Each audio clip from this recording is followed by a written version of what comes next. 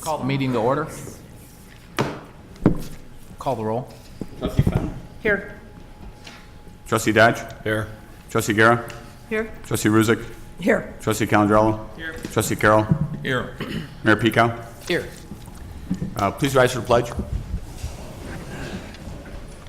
Pledge allegiance.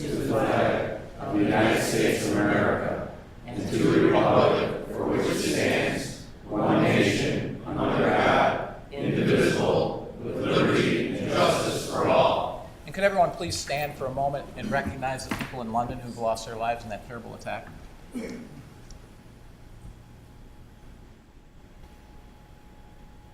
Please be seated.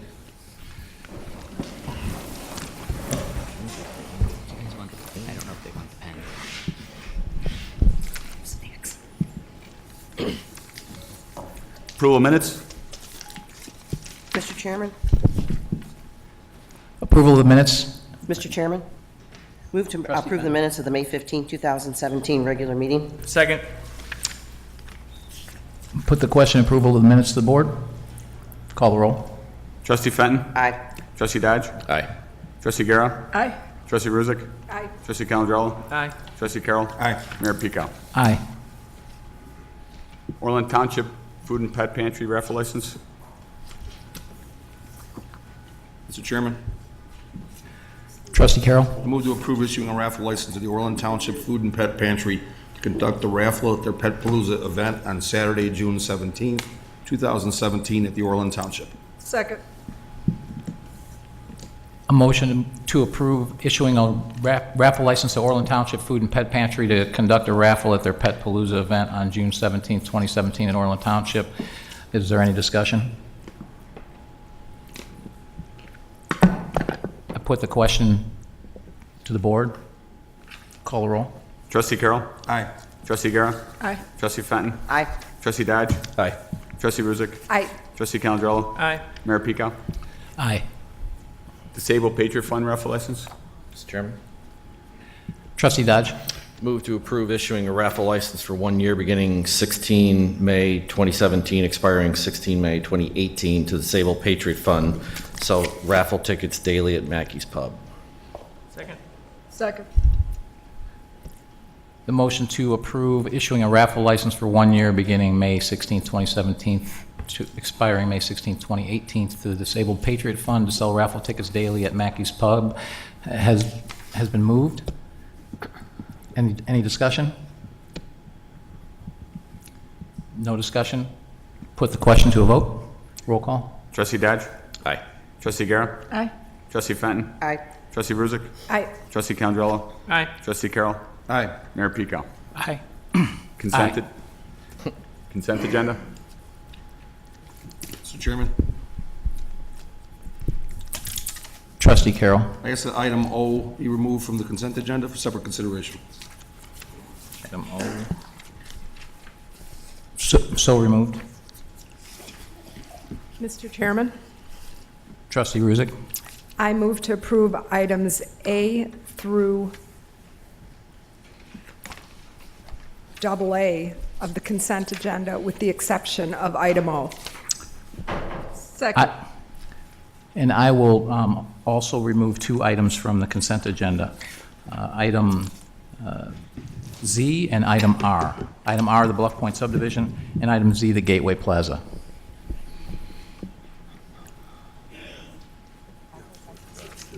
Okay, Yeah, we have to I'll make read the them. motion again and exclude those. So I would make the motion to exclude, to approve items A through AA with the exception of O, and which were the 2, Keith? R and Z. R and Z. R and Z. Second. Amend my. The motion has been moved to pass the consent agenda as item A through AA with the exception of O, R, and Z. Put it to the vote. Call the roll. Trustee Ruzick. Aye. Trustee Guerra. Aye. Trustee Fenton. Aye. Trustee Dodge. Aye. Trustee Calandrello. Aye. Trustee Carroll. Aye. Mayor Pico. Aye. Item 14332 Beacon Avenue Mixed Use Building. Mr. Chairman? Trustee Fenton.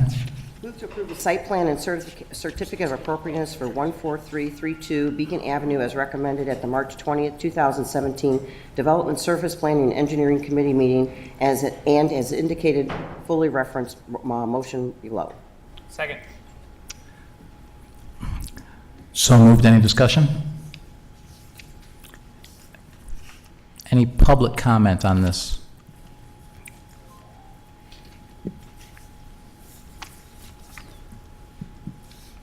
Put the motion to a vote. Trustee Fenton. Aye. Trustee Calandrello. Aye. Trustee Dodge. Aye. Trustee Guerra. Aye. Trustee Ruzick. Aye. Trustee Carroll. Abstain. Mayor Pico. Aye. Give me 1 second.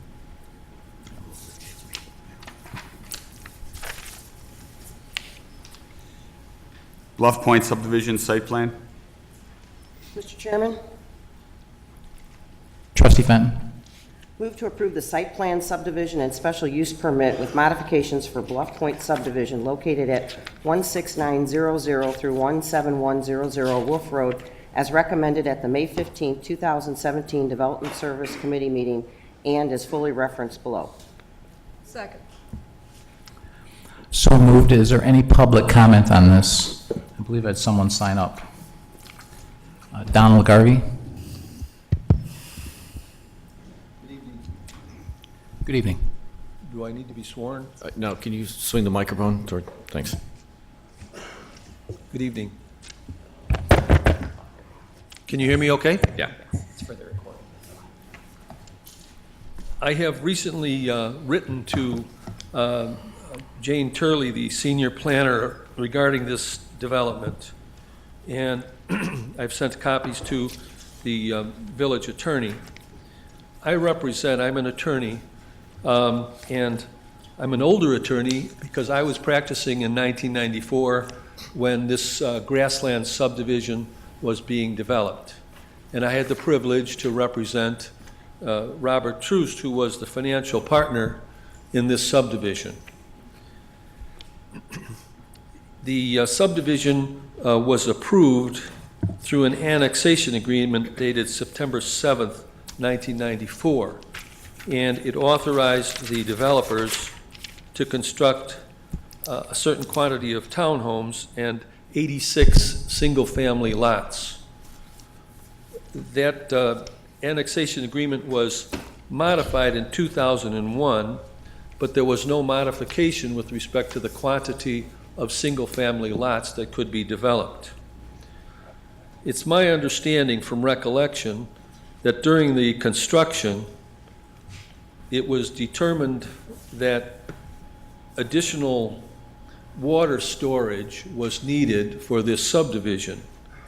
And I am not certain whether it was the village directly or another government agency that required this change, but around 1995, the village and the developer and the other powers that be decided that they would take 3 lots from this subdivision and carve them out into a pond to be used temporarily for storage of water in peak rainfall events until such time as the property to the east was developed.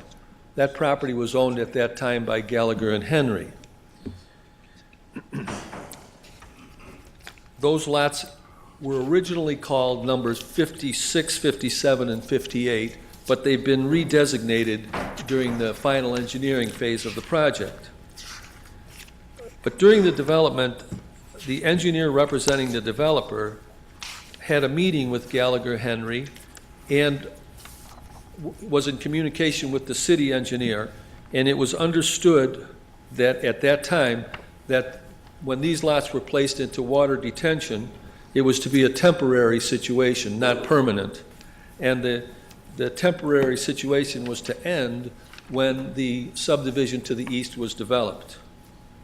I have looked through 6 or 7 boxes of records to see if I could find a specific agreement executed by either the village or by Gallagher and Henry, but as of yet I have not been able to locate any such written agreement. but there is still more, there are still some more boxes where I could look to see if any agreement was reached. I've tried to reach the construction manager that built the subdivision, but he is no longer available. Today I was able to locate a gentleman who knew the village, or the engineer who was in charge of the subdivision, named John Reimer, and he's apparently in his late 70s or early 80s, but he is around, and I'm trying to locate him for information. But essentially, what I believe the individuals who were there back then could confirm to the village was that it was understood that this, when the property to the east was developed, that this property to the east would take the runoff from the grassland subdivision that was being held by these 3 detention lots so that they could be built upon as single-family lots.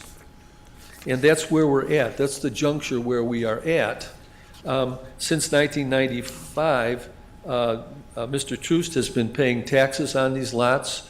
He's been maintaining them, mowing the grass, and waiting patiently for the subdivision to be developed. Mr. Troost has passed away, and his widow, Dorothy Troost, is the one who now owns those 3 lots.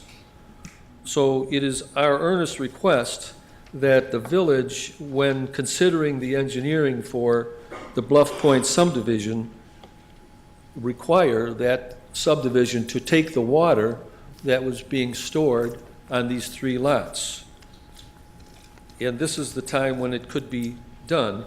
There was a plan commission meeting in which the engineer spoke, and I was present, and the engineer for the Bluff Point subdivision said that his engineering plans did account for those, the water coming off these 3 lots, but that they would not increase the sizing of their water piping if they could not purchase the lots. But we have not been able to reach an agreement for the purchase and sale of those lots, and that was never really Mrs. Troost's intent. So that's why we are here today, to ask you, when you decide upon the engineering approval for this subdivision, that you consider the need to take the water from these 3 lots and move them off of these, move the burden off these 3 lots, which is a burden being carried by a private citizen, and require that the adjacent subdivision take care of that water for the benefit of the entire grassland subdivision, which is approximately 86 homes and 83 homes and about 70 townhomes. And that's why we're here today, and we ask you to consider that. If there is some information that you think I need to consider or that I need to obtain for you, I'm happy to do that. So that's why I'm here today. If there's any questions or information you need, I'm happy to respond. Does the board have any questions for Mr. Garvey? No, Mr. Chairman, I think Mike would be able to answer all of the questions. Mike, would and you give like to respond? Yes, Mr. Mayor, thank you. Thank you, sir. I agree with your research. We searched every box in our archives as well. We did not locate an agreement that you're speaking about either. You did address the annexation agreement, and we agree fully that this is the document that does kind of memorialize all the details of the project. This is from 1994. But one clarification point I'd like to make is that the first hint of this issue appeared in May 12th, 1994, a letter from Mr. Kitchen that was sent to him by Mr. John Reimer, Yes. that you mentioned before. In that letter, it detailed very specific items to this lot about coming to an arrangement, a written agreement, financial details, so on and so forth, to come at a later date. I agree, our records show no official agreement yet. If you find something, we'd be happy to see it, of course. But in terms of the timing of this letter is May 12th. The annexation agreement was adopted September 7th. In this agreement, I'm sure you've gone through it a few different times, it gets very specific about many details. One detail it brings up in section 2B7 is the pending disagreement over the driveway owned by a certain family. And it goes down the list over a half a page, certain items specific to that driveway about aesthetics, construction fencing, water tap waiving fees and whatnot. I guess my question is, if this was a critical item on May 12th, then how come that did not appear in the annexation agreement with the village? And I would suspect that the answer is because it would be a civil matter between Mr. Gallagher and Kitchen and Reimer and your clients as well to resolve that, and it was not the purview of the village in this case. So the village's stance is this: if we can get those lots developed, we are all for it. But to put a condition of approval on it for this current development may be overly burdensome. So we would encourage you to continue to work with McNaughton to resolve that. And again, and the village attorney can correct me if I'm wrong on any of this, the binding agreement is the annexation agreement, and the letter referencing the agreement is without the actual agreement. Thank you. May I inquire? Sure. Mr. Garvey, I too am an older attorney, and I was here in 1994. In fact, I drafted that annexation agreement. I know, as a matter of fact, that my records don't reflect any such agreement regarding temporary storage on these 3 lots. It was required at the time, either due to Water Reclamation District requirements or just common engineering practice, that those lots would take stormwater storage for the benefit, as you point out, it's for the benefit of the grassland subdivision. It doesn't benefit the Bluff Point subdivision, which is before the village board tonight. There is no legal way that I can see, absent an agreement that binds the owners and developers of the Bluff Point subdivision, there is no legal basis upon which, in my opinion, the village can require that development to accommodate stormwater from your client's subdivision. There is no agreement, there's nothing that binds them to any such obligation. And so I don't see the village being able to legally, absent you reaching an agreement with the developers of that subdivision, there's no legal way that I can see the village requiring that stormwater service to your subdivision. Would you consider the implication from the fact that the plat of the annexation agreement identifies in the plat of subdivision that these 3 lots were to be 3 single-family lots? So when that was approved, the implication from that is that the village agreed that these could be buildable lots. I believe from recollection that it was subsequent to that point, when the engineering was being refined, that the requirement came about that these 3 lots be temporarily taken out of storage, out of building purpose. And I have some drawings, some construction drawings or engineering drawings, which show, and I have them here if you want to see, it shows temporary detention. And so, and the village engineer, Andy Bosma, was made aware of these things as it was going along.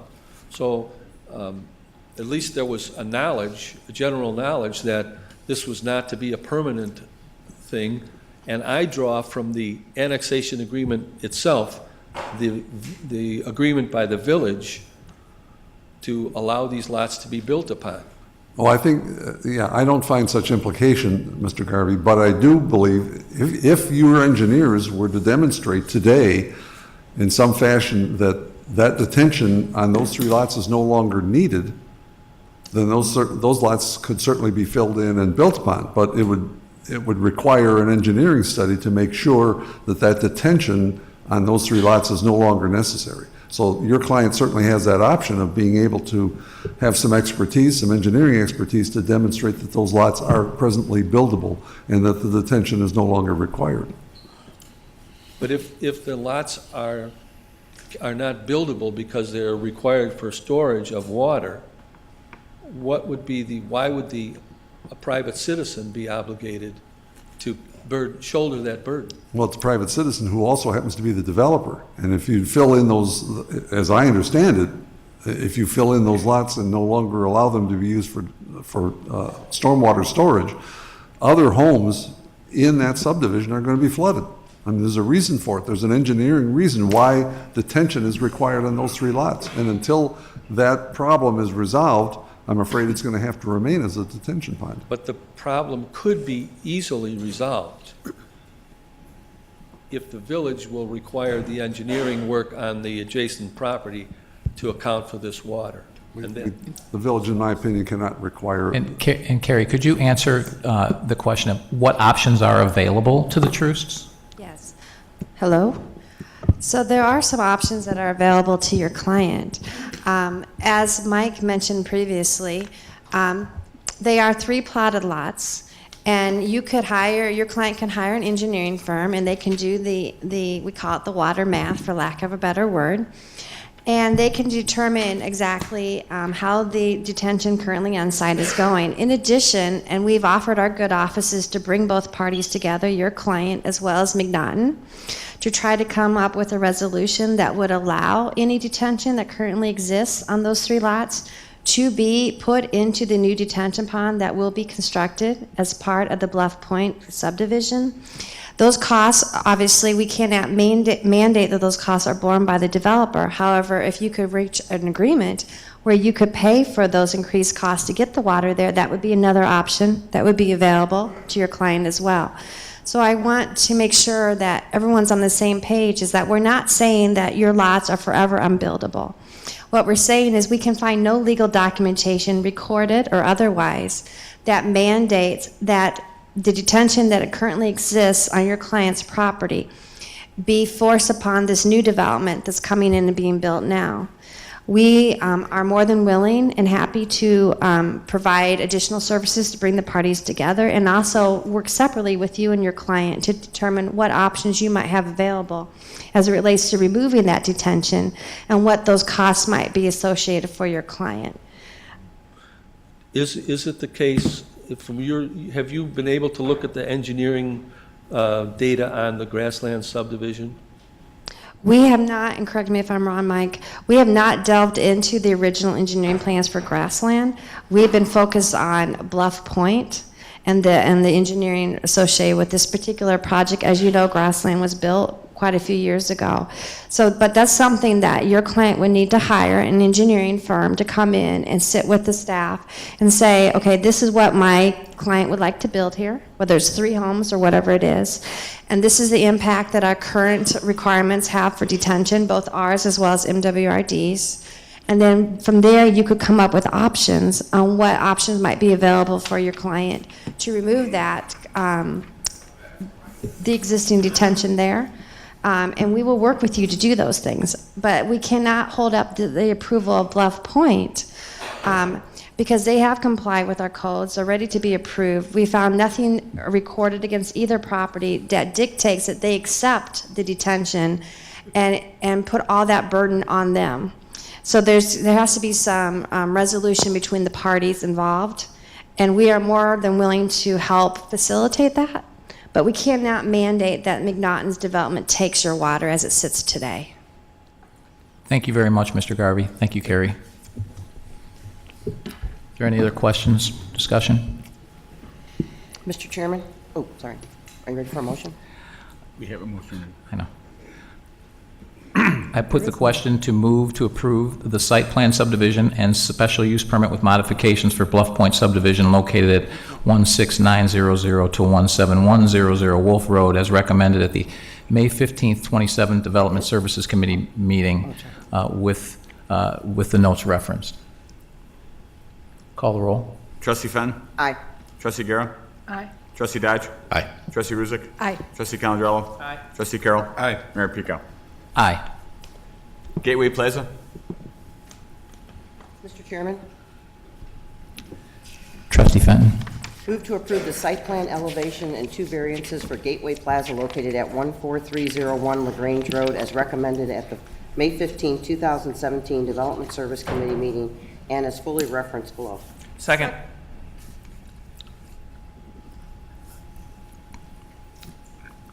The question to move to approve the site plan elevations and 2 variances for Gateway Plaza at 14301 LaGrange Road as recommended at the May 15th, 2017 Development Services Committee and is fully referenced has been moved and seconded. Are there anybody that wishes to speak? Mr. Boehm?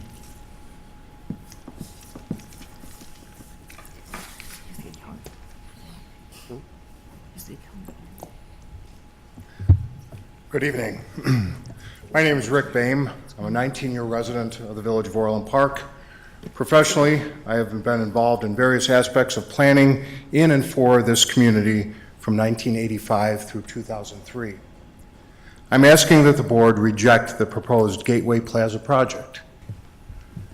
As the project name infers, the southeast corner of LaGrange and 143rd Street is one of the more significant intersections in our community, one that deserves quality development. The project before you is neither quality nor significant as a gateway to Orland Park.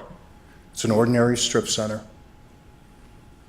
The facade kind of reminds me of the Parkway Bank, a building that was modified from its former use as Mindy's Restaurant. The proposed building, as designed, looks like another strip center in town with its mix of brick, glass, ephes.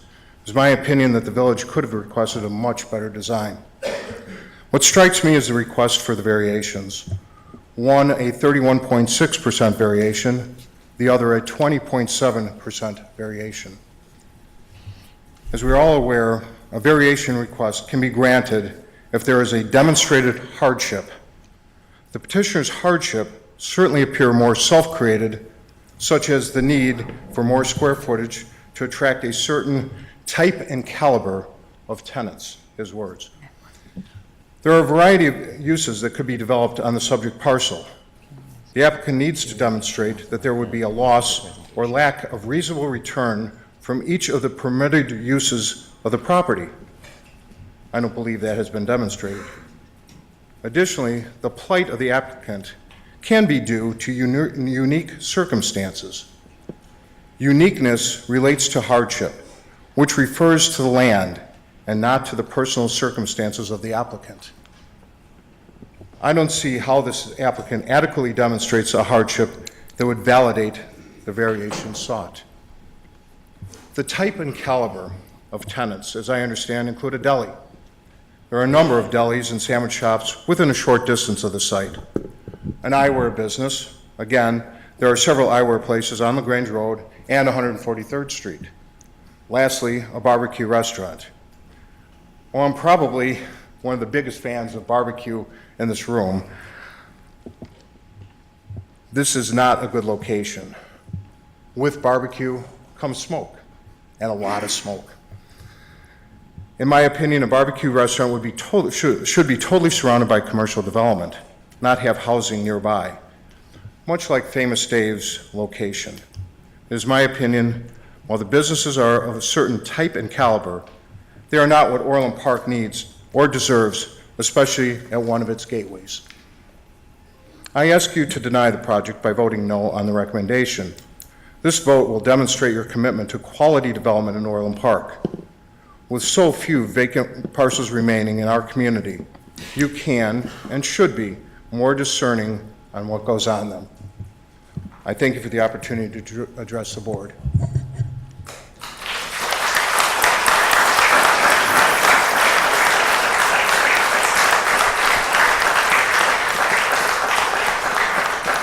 Is there anybody else who wishes to comment? Are there any questions? I do have a question for staff. What was the demonstrated need for a variance? Because I agree with Mr. Boehm that the petitioner didn't meet all of the 10 questions required. Mr. Mayor, if I may have a presentation that may help. Sure. Thank you. This is a presentation that I gave at the committee meeting 2 weeks ago. It's kind of washed out, so I apologize. The sun is not working with us today. So this is the building in question. I'll breeze through a few of these slides, but to get our context really quick, we're talking about the property down here. The UC building's here, Mariano's here, so with those two landmarks, you should be able to find your way. It's a small site, 1.3 acres versus 4 acres for these sites here, 1.9 acres for Granite City, for instance, and 1.8 acres for PF Change, just to give you a sense of how small that site is. And here it is. Here's the site in question. Mr. Mayor, specific to your question, these red lines represent the current property lines. The white area here is the property that the petitioner has purchased. That green area is actually not part of their property. That is Village of Orland Park property. It was acquired as a separate PIN as to accommodate the decorative fencing in that area. What you'll notice is that this site and the associated setbacks are now different from the neighboring properties here and here. So in essence, this site is wholly unique to the area. I agree with the speaker previously that the written commentary provided by the petitioner focused on a variety of elements, including economic. But during the oral presentation and my presentation last week, we did shine a brighter light on this condition of the actual parcel itself. So again, this is a unique parcel, which to really hit home on it, makes it more viable to need a variance. So the blue area is the actual building footprint. Let's zoom in on this. So 17.1 feet from the property line. From the sidewalk is 25 feet, which would meet code. Typically, the property line is at the sidewalk edge, 40 feet back from the street. Put that in perspective, the UC building is 30 feet back from the street. So this building will still be 10 feet further back.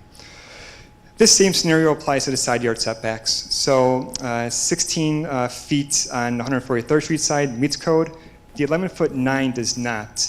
And that's kind of a combination of issues. First and foremost, the right-of-way parcel or PIN that I identified earlier, but also the fact this drive aisle here is actually not part of the subject piece. In typical development, this right-of-way line would be further in the middle or across here, or at least capture the sidewalk.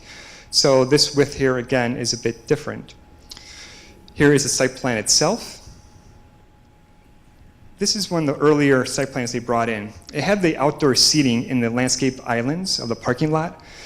Staff were always trying to go above and beyond with site planning elements. We thought this would not be a great place to kind of have your seating located so close to this entrance point here and these parking spaces here. So we worked with the petitioner to relocate the outdoor seating in a more traditional area, right against the building, here and here, to really give activity to the edges. This necessitated the building moving down south a little bit to give a larger area here. That's why this is 16 feet plus or minus, and this is 11 feet. This is the building in question. This is looking at the very hard corner. Now, the question of the look of the building came up. Let me go through a few examples. Here's the elevation on 100 or on LaGrange Road. Here's a kind of context shot. The UC building, 55 feet to the roof, 78 feet to the tippy top of the tower here. This is 29 feet. So it actually operates as a two-story building. You'll see that red line comes across to the second level of the UC building. And Mirabelli Plaza, which also has nothing but cakes in it. You'll see that's 25 feet. So again, it's a little bit taller building. Examples of how they achieve this, they raise up the parapet walls. There's two things. One, it gives more presence to the building. And second, it screens the HVAC systems. This tactic and tool set is used at Granite City, Grand Appliance, and so on and so forth. More elevation shots. And this drone shot kind of speaks to what I spoke about. So you can see in Granite City, the back of the parapet walls here, only visible from really the drone shot. Same concept. These walls are about 6 to 8 feet tall. They screen the mechanicals. But to the layperson driving down the street, you would never know that was the condition. Same thing with the Mariano's entrance feature here. Very similar, if not identical, to what the petitioner is proposing. And you'll see that it doesn't completely go around either. It gives that sense. And you also notice that the very top of it is not active. It actually screens mechanical equipment. Has a grand feature. It's all lit up. This will look in a similar condition. So the point of showing these two slides is to hit home that we've done some of the petitioner is picking up some of these cues from other properties in town. Comments about the users has come up at Plan Commission and the committee. So these are the users. The barbecue facility on the north end will have, this is all glass wall, the seating here, outdoor seating to get our bearings, and the smokers. So they will have exposed exterior smokers. They're going through the building permit kind of cursory review process right now to find out what type of screening is required for those units. You can see that they use as a part of their brand to show the smokers, the wood piles, and the actual elements. Something similar, not 100% comparable, but very similar to what Rock Bottom does with some of their features that they use to brew beer. It's an accessory kind of branding item on the site. And this is just a site plan again. So, Mr. Mayor, any additional questions, I'd be happy to answer them. Mr. Mayor? Trustee Ruzick? Can I ask a question? So, correct me if I'm wrong, but at least one of these variances was triggered because of staff's suggestions. Is that correct with the site plan? I think a combination of staff making a recommendation. In order to achieve that recommendation, a petitioner chose to slide the building down further south, which gave a larger setback on the north side and shrunk the setback on the south side. So, I don't see how we can penalize the petitioner for trying to work with us to get what we thought to be a better site plan. Mike, on this picture, could you show me the two gas stations in the funeral home? A gas station at this corner here, a gas station at this corner here. Okay, thank you. Mike, Mr. Mayor. Trustee Calandrella? Mike, can you just talk about how challenging this corner was, particularly how much land development is? I know we talked extensively in committee about the challenges of this corner. I'll go back to the very beginning for a moment here. And one thing to get your sense of is the size of the site. So being undeveloped, it looks rather large, but in the context of the area, it's really not. So size is a larger challenge. So doing a more robust building there would be challenging with the parking, additional setbacks, things of that nature. So again, it's a 1.3 acre site versus we've all been to Granite City and PF Chang's. Those are much larger sites, and it's a one user, one building, and needs that much parking. And the other item to pick up on your question is just this green strip again, where it's different. So Marquette Bank did not suffer from the same taking, and therefore could have a building closer to the street following the same setback regulations. Same thing on the LaGrange Road side. If this property were to be developed, their building can go closer to the street, whereas this one, again, is bound by this line here. So that variance, in fact, does line up the buildings here and here, so it achieves the aesthetic look we're looking for. I guess my broad point is that it's a challenging corner to develop into a successful business plan. I think that's why staff has been working hand in hand with the developer to get the best building possible in that small space. That's what, is that safe to say? I believe the petitioner has proven out that he can make this building work, or this property work with the building and layout proposed. And Mike, I have concerns about the scale. Sure. Could you address what other alternatives were looked at, including potentially 2 stories, maybe with a roof deck or something Absolutely. like that? Yeah, so when anybody comes into the village for a project, we always try to push the envelope and try to see what we can do to work together to get the best product possible. The petitioner did work with us to do a 2-story building, looked at that, arranged the site in a little bit different way to make that happen. In the end, from a business decision on their side, they couldn't make it work, combined with the fact that parking became more challenging. In this situation, they have 2 restaurants and an I-store, so there's kind of an overlapping of available spaces. Adding that second level could not confirm or affirm that they would have the same parking available. And the final point is they could not come to a binding agreement with the neighboring properties on a cross-parking agreement. The bank and the neighboring property would look at it in concept, but they would not sign anything saying binding long-term cross-parking. Mr. Chairman, Trustee Carroll? I just wanted to make sure my understanding is correct as well. So this has been discussed 2 prior times, went to the Planning Commission, was voted 5-2 in favor, and it went through committee unanimously. Is that correct? Correct. Thank you. Mayor Peacock, I have a question. Trustee Dodge? So Mike, the 2-story building is formulaic as to the parking requirements per our ordinance, correct? Yes, correct. So was it an issue of, I guess I'm trying to explore if there's other options, right? So Sure. I don't generally have a problem with this because we've tried not to be overly prescriptive as to how many Starbucks, Walgreens, Paneras, or mattress stores we've had in town. It's commercial zoning, and you get on with it. So I guess my question is, was there any real viable alternatives to do a 2nd story but for the parking requirement problem? Do they have demand? Do they have a use? Could they have done a 2nd story deck for folks to eat upstairs, so to speak? Yeah, that was discussed at length. It was never penciled out, per se.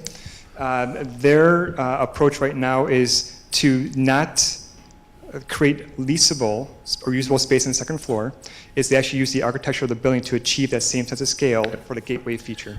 Got it. I guess where I'm going is if the economics weren't there because of you do 2 stories, you have to do X more parking spaces, that's our ordinance. Correct. So that's, just wanted to verify that. And I guess broadly, we don't have the authority, or could we ever have the authority to basically force private landowners to do these cross-access agreements? I don't think we have anything in ordinances right now.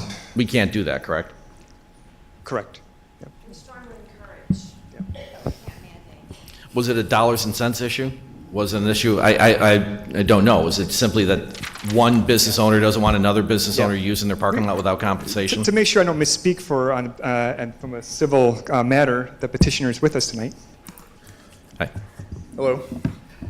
Good evening, Mayor, Board. I can help answer some of these questions as a developer. We looked at several options. Now, this is please keep in mind, this was a gas station site that was pre-planned with Marquette Bank and the village into a 1.3 acre site with detention already there, the streets already in, and the village owning some land on the periphery of 143rd and LaGrange Road. So we've tried several site plans. We looked at several options for this site, but it's a small site. Right. Originally, when we came into it, it was going to be a CVS. That's probably what it was going to be. Now, when the University of Chicago came in, CVS migrated naturally over to that site. So we had to pivot.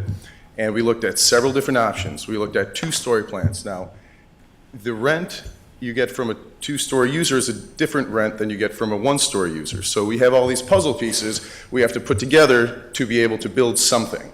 Now, we looked at the 2-story option, and even if the village said, forget our parking requirement, you still have tenants with employees, with customers that need to accommodate them. And it wasn't just a village issue, it was also a market issue. And a lot of times these days, restaurants have stricter parking requirements than village ordinances allow. So we came back and said, what can we do? And for a fact, we can build this by right if we shrink the building by 3 feet and lower it by 10 feet. I'm coming in here, it's important to us as the owner of Orland Park Crossing, as a resident of Orland Park, the gateway is very important to me. It's very important to my company. So we took a look at it and said, what can we do with this confined space that was pre-planned, and we came up with a plan to build a building almost 30 feet tall, to spend $200,000 more in construction costs than we have to. Please keep in mind, we can build by right for 3 feet less. So we're here asking for a variance, not on a barbecue use, not on if we need another deli in town. It's trying to integrate with the existing village streetscapes to make it a more welcoming property for the community. And I can answer any further questions. Answered my questions. Thank you. Any other questions? Thank you, Mr. Hassan. Thank you. The question to approve the site plan elevations and 2 variances for Gateway Plaza located at 14301 LaGrange Road is recommended at the May 15th, 2017 Development Services Committee meeting and is fully referenced below is now put. Call the roll. Trustee Fenton? Aye. Trustee Calandrello? Aye. Trustee Dodge? Aye. Trustee Guerra? Aye. Trustee Ruzick? Aye. Trustee Carroll? Aye. Mayor Pico? No.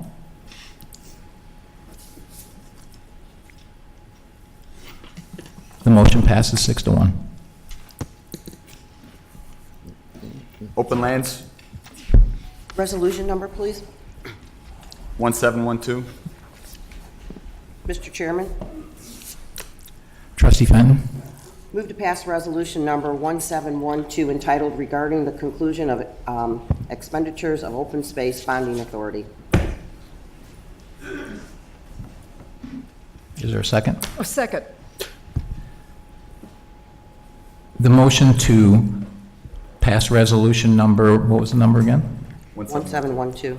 1712, entitled regarding the conclusion of expenditures of open space bonding authority, is now moved. Are there any questions?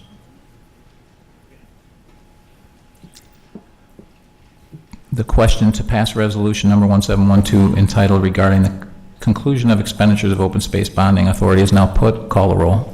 Trustee Fenton? Aye. Trustee Guerra? Aye. Trustee Dodge? Aye. Trustee Ruzick? Aye. Trustee Calandrello? Aye. Trustee Carroll? Aye. Mayor Pico? Aye.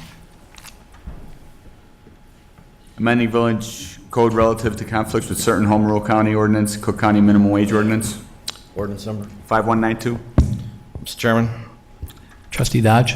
move to pass ordinance 5192 entitled, an ordinance amending Title VII of the Orland Park Village Code, add a new Chapter 20 relative to conflicts with certain home rule county ordinances, Cook County minimum wage ordinance. Second. The question to pass ordinance number 5192 entitled an ordinance amending Title VII of the Orland Park Village Code to add a new Chapter 20 relative to conflicts with certain home rule county ordinances, the Cook County minimum wage ordinance, is now moved. Before we have any discussion, we have several people that want to speak on this. I'll start calling. And then also for those of you who are also on this list, since it's a very large list, if you have something to add, please come up. If not, feel free to decline to come up if you're just repeating what's already been said. Bob Reeder.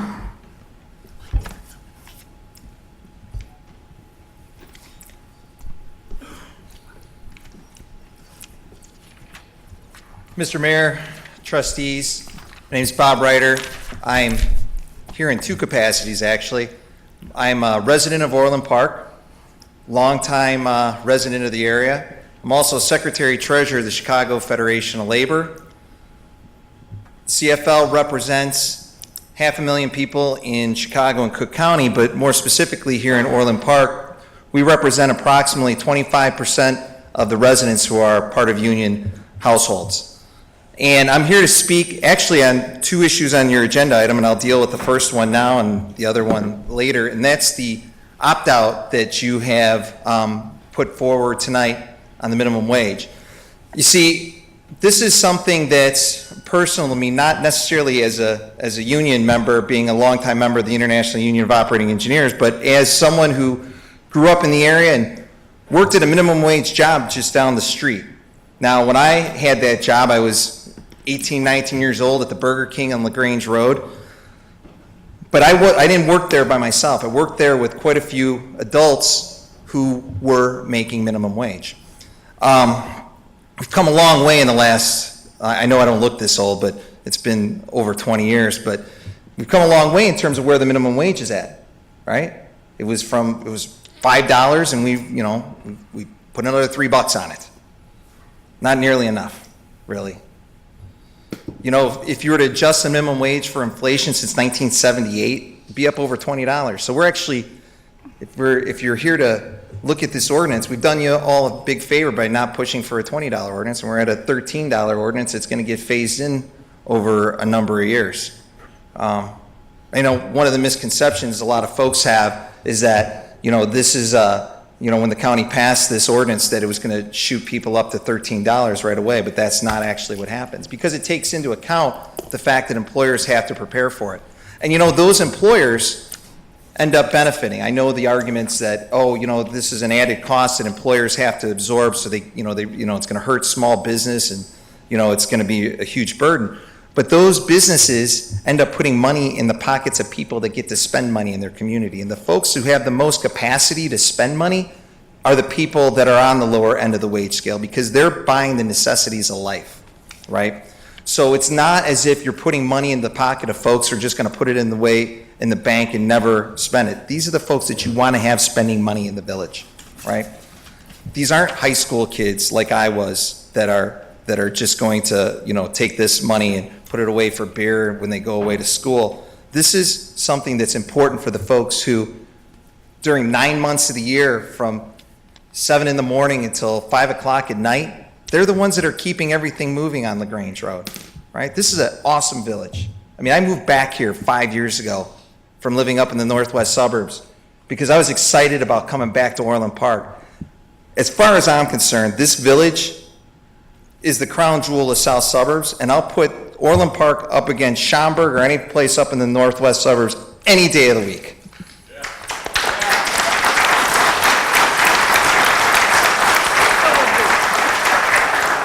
We got a lot of people here tonight, right?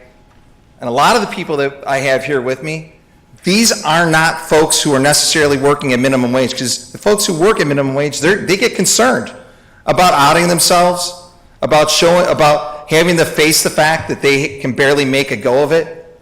No, I've got the middle-class residents that my neighbors, people that are teachers, people that are electricians, folks who help build our communities, people who work in this village, spend money in this village. And I got to be honest with you. I had meetings downtown today. I got out here, I had to go to the doctor, right? Went to the doctor in Orland Park. Then I had a couple more hours, I had to grab a cup of coffee and return something over to Dick's Sporting Goods. I spend my money here in the village. I'm willing to absorb some of the costs of the minimum wage going up, because we can't go on this path any longer where we're not indexing the minimum wage for inflation and people just keep falling behind, right? I can't wrap my head around this whole issue. It's like, shouldn't we be getting people off of minimum wage? Yeah, the problem is that folks will take advantage of people that'll work less because they have to. So we need to do something. This is a foundation that our country was built on when they first passed minimum wage back in the 1930s. We need to not pull ourselves out of it. We need to show folks, Orland Park is every town USA here in Chicago. That's why I'm so proud of being a resident, and I hope that you recognize that the folks here that are with me support not opting out of this ordinance and moving Orland Park forward as the leader in Cook County. Thank you.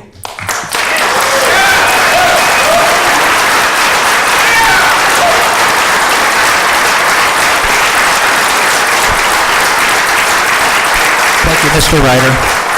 Jeff Spiro.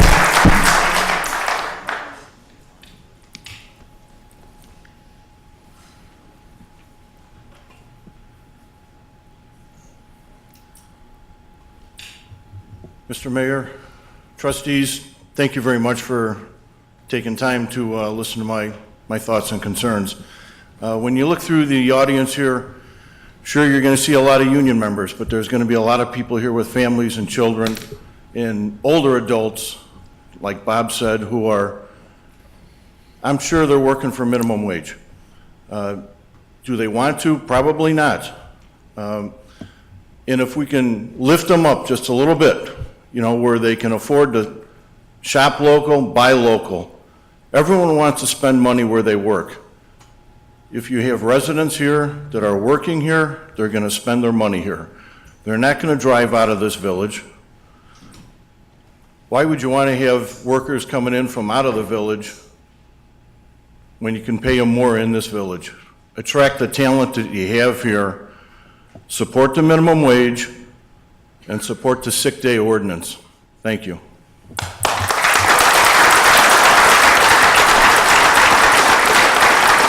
Thank you, Mr. Spiro. Mr. Doman.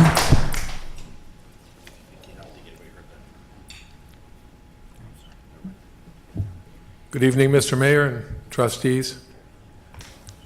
I'd like to reiterate what Jeff just talked about, being an older gentleman. I've been retired now for 6 years, and I've got a pension, and I've got annuities, I've got Social Security and everything else, so I'm doing pretty well by myself. And the reason I'm doing pretty well is because I had a union pension, I had a union annuity, I had an annuity by myself. So I've got quite a bit of backing as far as living a while and having good benefits and everything else. I know when I go to some of your stores here in the village, like Mariano's and Jewel and a lot of those other ones that pay above average wages, you get better service. One of the reasons is that people stay there a little longer because they're making a better wage. Some of the other business I go to, it seems like there's always a lot of turnover. I go to Naf, it seems like that's a lot of turnover there. They have decent service, but still, you've got people that it seems like they're training them all the time. If you pay above the minimum wage, you're going to get better service, and you're going to get people that are well-trained and overall do a better job at their job. Hopefully, they'll be able to put some money away and for later on get a union job and get some more benefits and everything else. So I hope you support us in the minimum wage and go from there. Thank you very much. Thank you, Mr. Dillman. Pam Goffin. Pam Goffin. Mr. Mayor, trustees, thank you for your time. My name is Pam Goffin. I'm a resident of Worth, and I'm a member of ATU Local 241, and I work for Pace Suburban Bus. I bring hardworking people every day to Orland Park. These people take multiple trains and buses to get here and to get to these jobs here in Orland. It's not easy getting here. Sometimes it can take an hour or 2 hours. The Grange Road has been a real challenge for us. These people deserve a decent wage. They work hard, they come, they're dependable. I think the Orland Park needs to set an example. Do not back out of this wage issue. And remember, these people actually take their hard-earned money and they spend it here, just like I do. Thank you very much.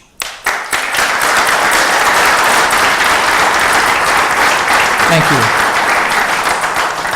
John Patton.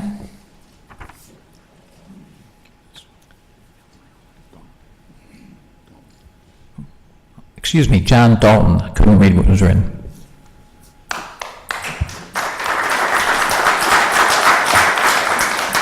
Mr. Mayor, trustees, my name is John Dalton.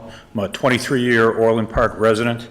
I'm up here to ask you to not opt out of this minimum wage ordinance. People making this minimum wage are the same as us. They're just trying to make a living.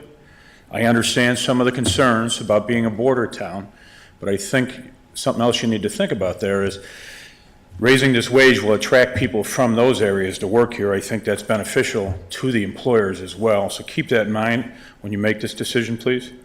Another thing when I was looking at researching this, when this was on the ballot here in Orland, this passed overwhelmingly. So please consider that. I think you've already heard from everybody in Orland Park on this subject when you look at the ballot. Thank you. Thank you, Mr. Dalton. Tim Jarrett. Tim Jarrett. Jarroch. Ken?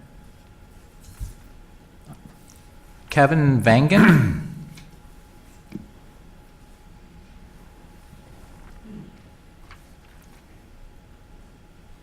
Good evening. My name is Kevin Vaughn. I'm an owner of Vaughn Hospitality Group, which operates Square Celt Ale House and Grill in Orland Park and 5 restaurants in the city of Chicago. I'm also the vice president of the Illinois Restaurant Association.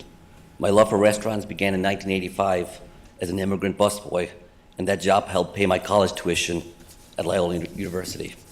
Square Celt employs approximately 50 people, and we pay significant property taxes to local governments, and we help generate hundreds of thousands in sales taxes every year. We also take great pride in treating all of our employees well and being good members of the community. The Cook County minimum wage and sick pay rules, if adopted, will hurt our business. The patchwork of minimum wage and sick pay regulations in the metropolitan Chicago area is unfortunate, and all of this should have been addressed on a statewide basis. It does not make any sense for neighboring towns to have different rules in this area. This crazy patchwork will impact where businesses decide to open and may even be a contributing factor when businesses decide to close. The sick pay rules will cause major disruption to our business and will affect customer service. We will have call-ins for illnesses and other reasons, primarily on the weekends, and we will struggle to have capacity or resources to fill the empty slots. All of our non-tipped employees already make above minimum wage, and the market has driven wage increases over the last few years. From experience, I know the new Cook County rules, if allowed in Orland Park, will drive more inflation, and we will have trouble passing those costs onto our customers. Also, a significantly increased minimum wage may impact youth employment. And as a parent of 4 boys, I know the value that first job provides to a kid's learning experience. The suburban business environment is challenging, and especially for those close to the collar counties. Our sales taxes are higher than Will County. Our commercial property taxes are higher than Will County, and we are even adding a soda tax that will result in people shopping outside of Orland Park, and jobs will be lost. I'm asking you that you opt out of the Cook County minimum wage and sick pay rules and wait for the state to take action so that there's a level playing field for all. Let me just finish by saying that we really enjoy owning a business in Orland Park and that we're proud of and appreciate the hard work of our employees at Square Cult. Thank you very much. Thank you, Mr. Vaughn.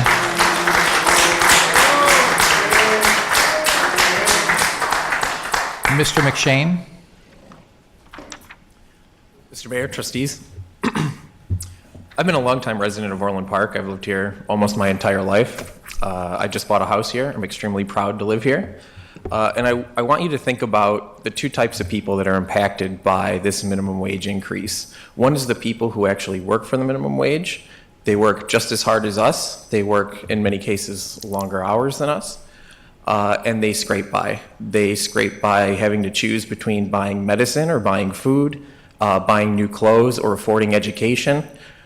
They struggle harder than I've ever had to in my entire life, and I think they could use some help.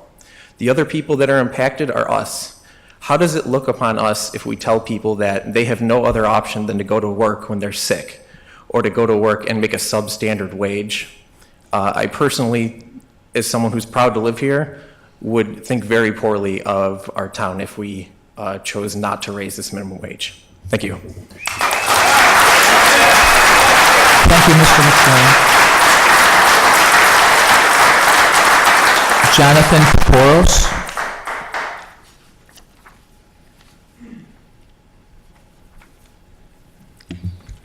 Mr. Mayor, Board of Trustees, good evening.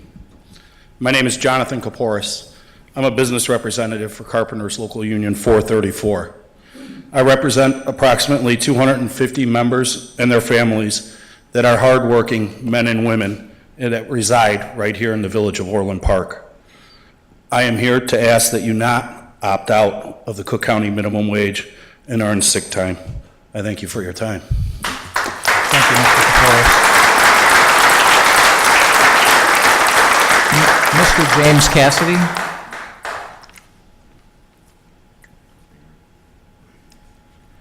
Mr. Cassidy?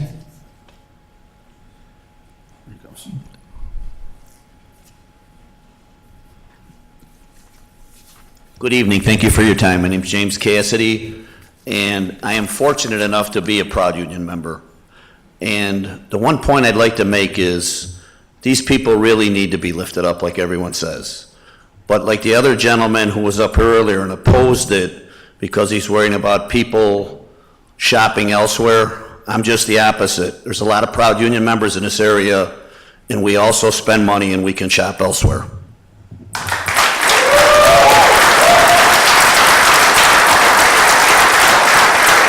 Mr. Jack Rush, thank you very much.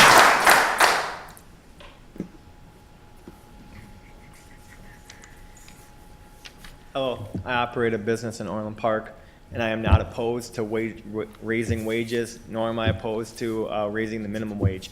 I just feel that doing it on a county level versus a state level, given our proximity to Will County, just puts us as a city as a disadvantage.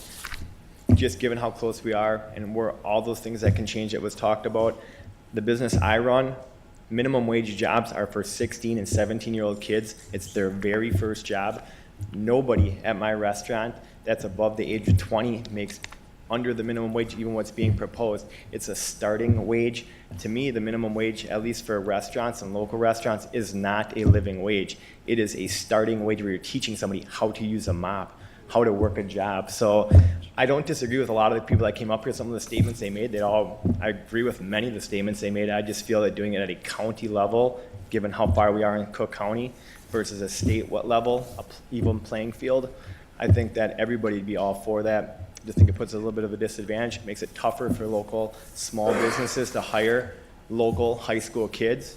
One of my partners started out as a 17-year-old employee making above minimum wage. That's just how we hire, how we pay.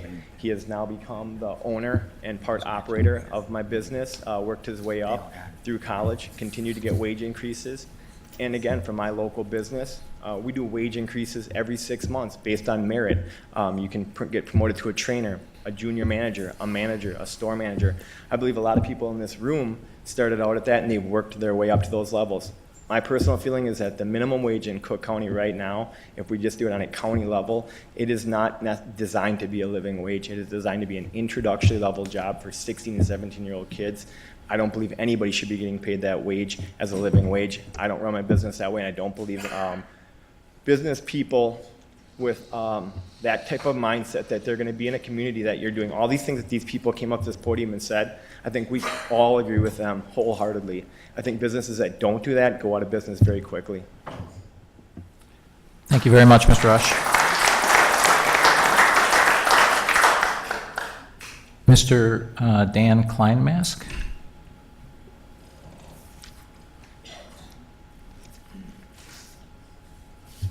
My name is Dan Kleinmark. I grew up in Oak Forest. I have lived in Orland and Tinley Park.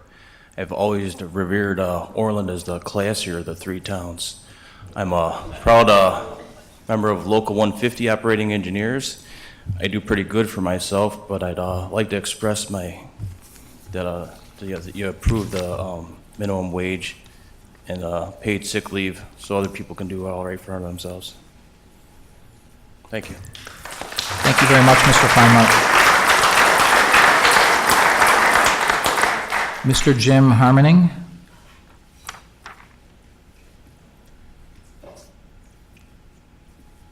Thank you, Mr. Mayor, trustees. I'm asking you to vote no to opt out of the county ordinance. It's the right position to take. 42% of U.S. workers make under $15 an hour, a living wage.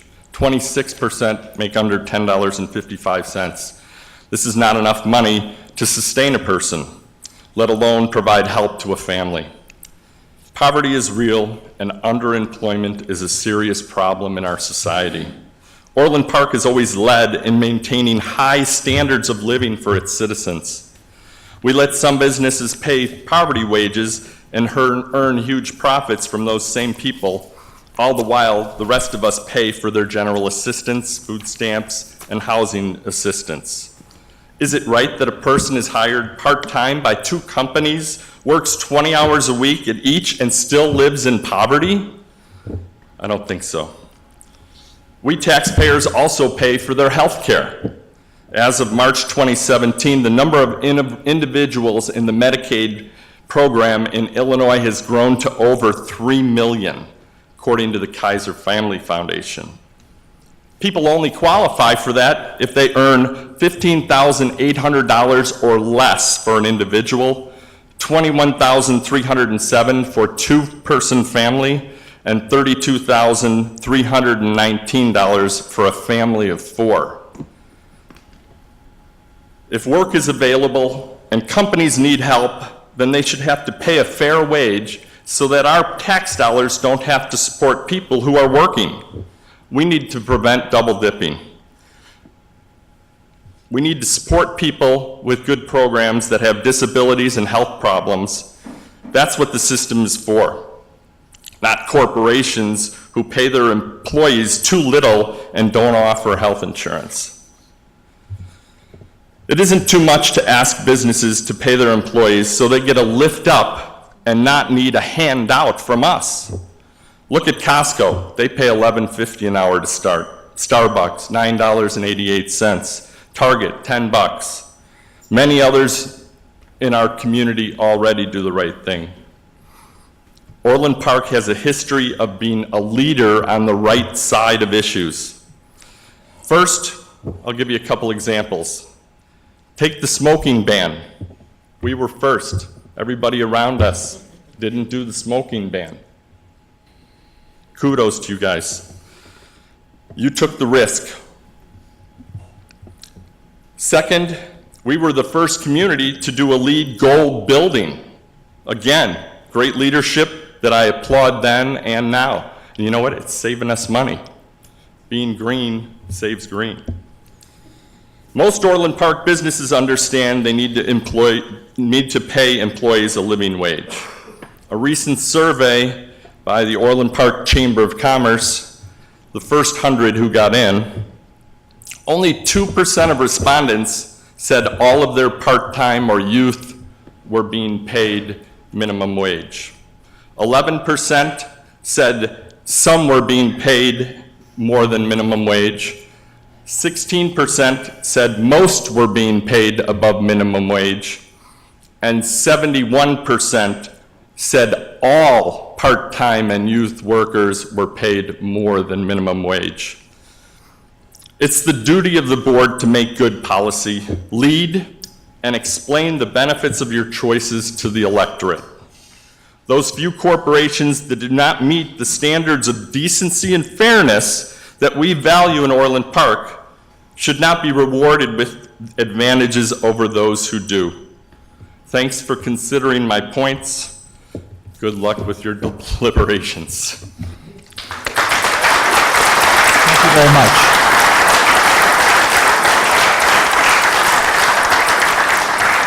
Is there anybody else who would like to comment?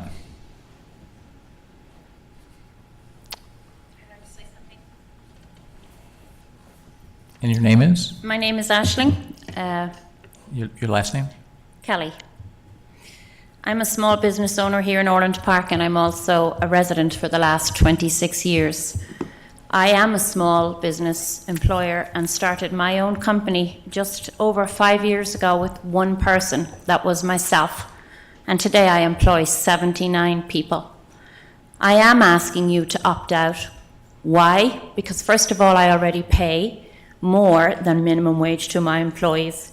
In addition to, which I would like to explain to the audience, all the other stuff that I have to pay just in order to keep my doors open, or should I say afloat, having been flooded 3 times in the last 6 weeks for having my business on Southwest Highway.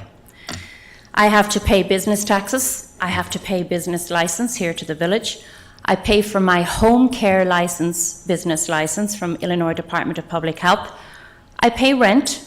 I pay utilities. I pay general liability. I pay workers' compensation. I pay unemployment insurance.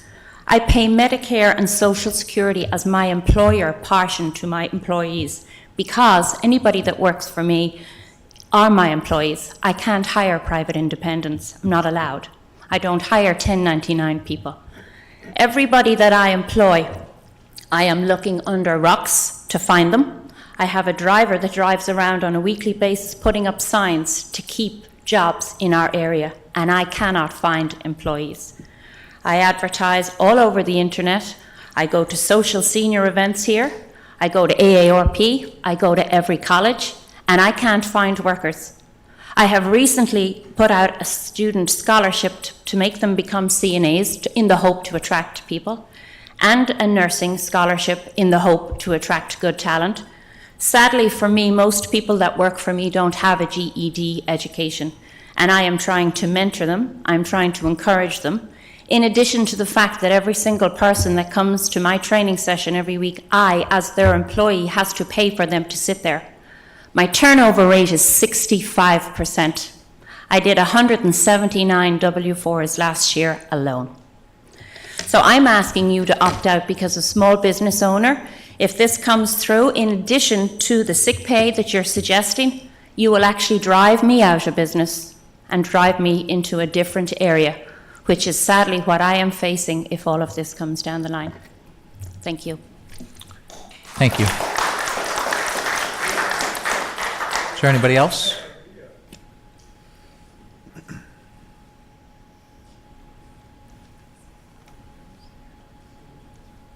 Hi, my name is Sue Shar, and I work at Mariano's, and I'm a member of Local 881, and I know the struggles of the working families and the importance of increasing minimum wage and having earned sick days.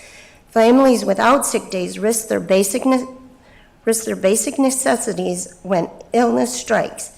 I firmly stand in supporting earned sick leave and increased minimum wage, and ask for your support as well. Thank you. Thank you.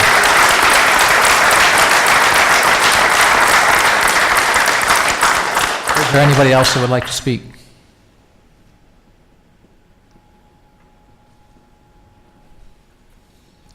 Mayor, trustees, good evening. My name is Khalil Damir, and I live in Orland Park, close by. And I am a CEO of International Humanitarian Organization. We have a social services that provides social services people around here. And each time one of the applicants comes, Also, I have to add, I am a board member of Arise Chicago. In behalf of Arise Chicago, I'm here.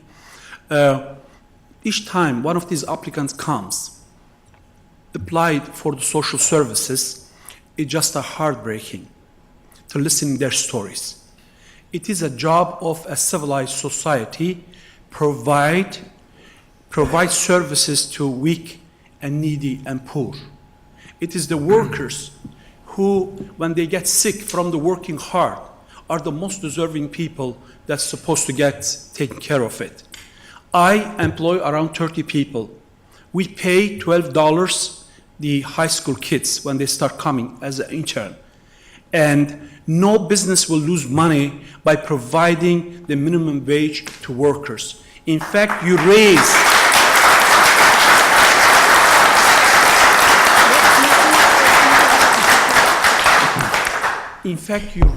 the quality of services. The people work harder, make better. And therefore, I ask you, please consider sick days very important for our workers. Thank you for listening.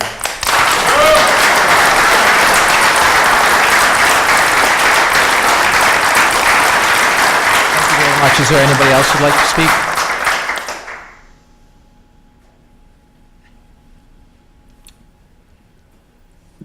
Open for debate. Mr. Chairman. Trustee Carroll. I would just like to point out that it's very helpful to myself as a board member, and I'm sure for my colleagues as well, when we get such varied and passionate response to an item we're considering. In the last several weeks, I've been contacted by members of owners of companies and management. I've gotten a lot of contact from labor and heard very well articulated viewpoints. But like Mr. Dalton in his comments tonight mentioned, the one thing that makes me most comfortable with my vote tonight is the fact that this already went to referendum.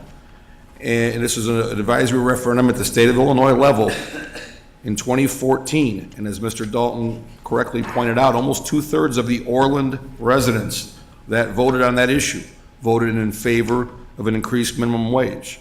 So my job as an elected official is to vote representative to my constituents, and they've already told me in 2014, 2/3 of them, that they wanted us to do this, and that explains my vote.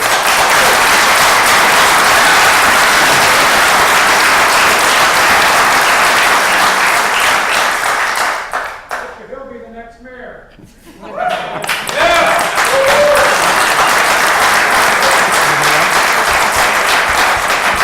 Anybody else have? Mr. Mayor. Trustee Guerra. I look at it in all the different perspectives also. One person, Mr. Harmony, mentioned when we did the vote on banning smoking in public places a few years ago. We did that, we thought, in harmony with all the communities around us. We were all going to do it together. We certainly didn't want to set our businesses up to lose business. Well, what happened is a good number of those communities decided not to follow or fulfill their commitment, and we were an island. Our businesses suffered. I know we lost rental just in one of the buildings the village owns. It's tough. I agree with everything you're saying. This minimum wage needs to be increased, but I also see where it puts our businesses at a disadvantage. All the communities around us have already opted out. We have Will County to the south and to the west. I live 2 blocks from Will County. I want to see the state do this and make it a level playing field for all. So I agree absolutely in substance, it's only the process.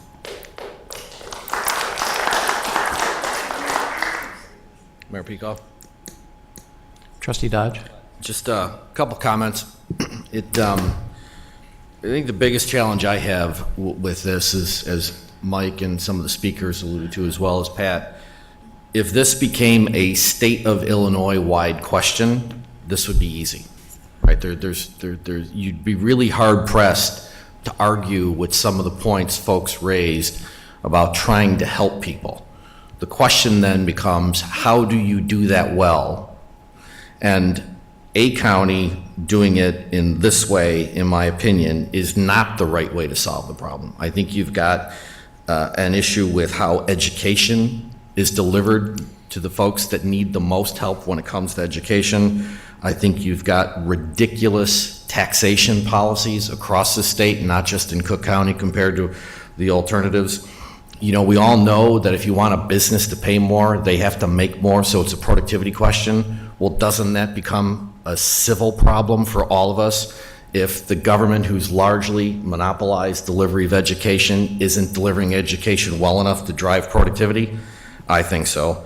I'm not necessarily one that's been looking these past 20 plus years to the county of Cook for anything remotely close to rational economic thought.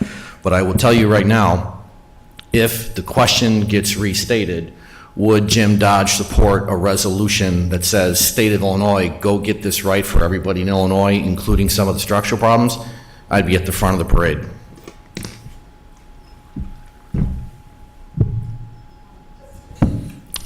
Trustee Ruzick. A couple of questions, or a couple of comments. As a small business owner myself with 9 employees, I can certainly sympathize with the business owners here. But likewise, I believe, as many of you have stated, good businesses, as I do, pay in excess of the minimum wage and provide benefits in excess of those that we're voting on tonight. My issue is, as others have expressed, that I don't think it needs to be on this local of a level. I would support the state taking the action, but I don't feel like this is the job of our local board to make these decisions. Mr. Mayor. Trustee Calangelo. So this has probably been the hardest vote these two of my short career, and I have a couple of thoughts about this. First of all, like some of the trustees have talked about, I think this should be a statewide issue. We should be looking 180 miles to south, not 20 miles to north in Chicago. I personally believe in both of these issues.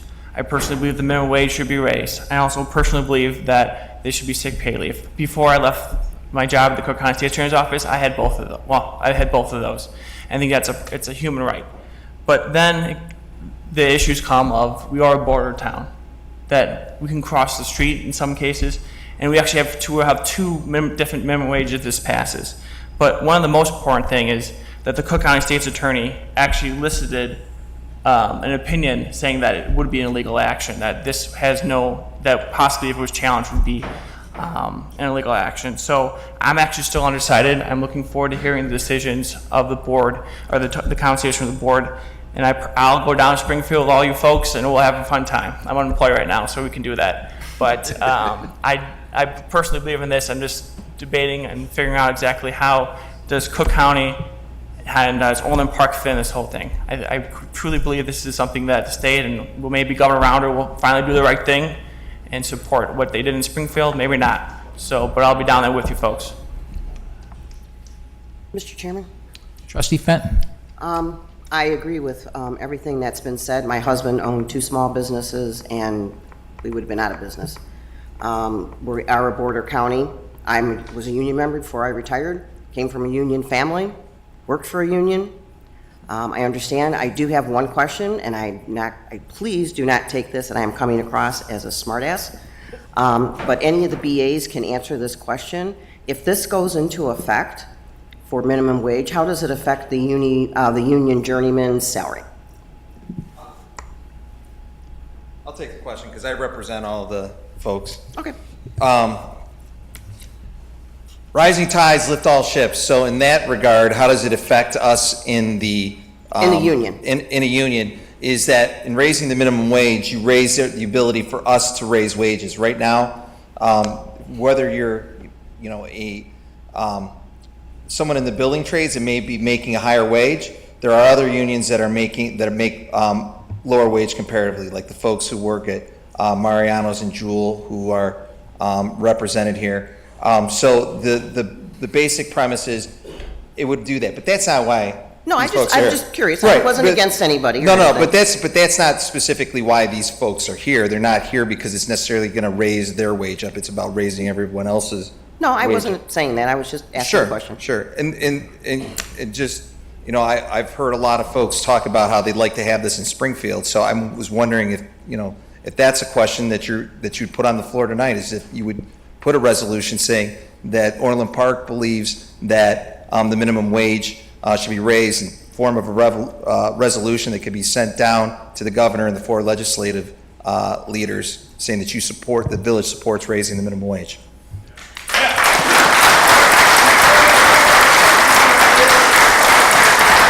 Are there any other comments? Any other comments? What I wanted to finish saying is that what you just said, what we're supporting is that it becomes a statewide mandate, not county by county. Right, so I was asking that if that's the position that I'm hearing proposed, if they'll then take that action. I know that's not the action on the floor right now, but will it be a resolution to do that? Next board meeting, I guarantee you.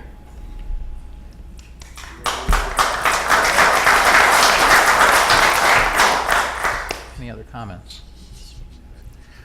So my comments on this, like Trustee Ruzick, I'm a small business owner as well.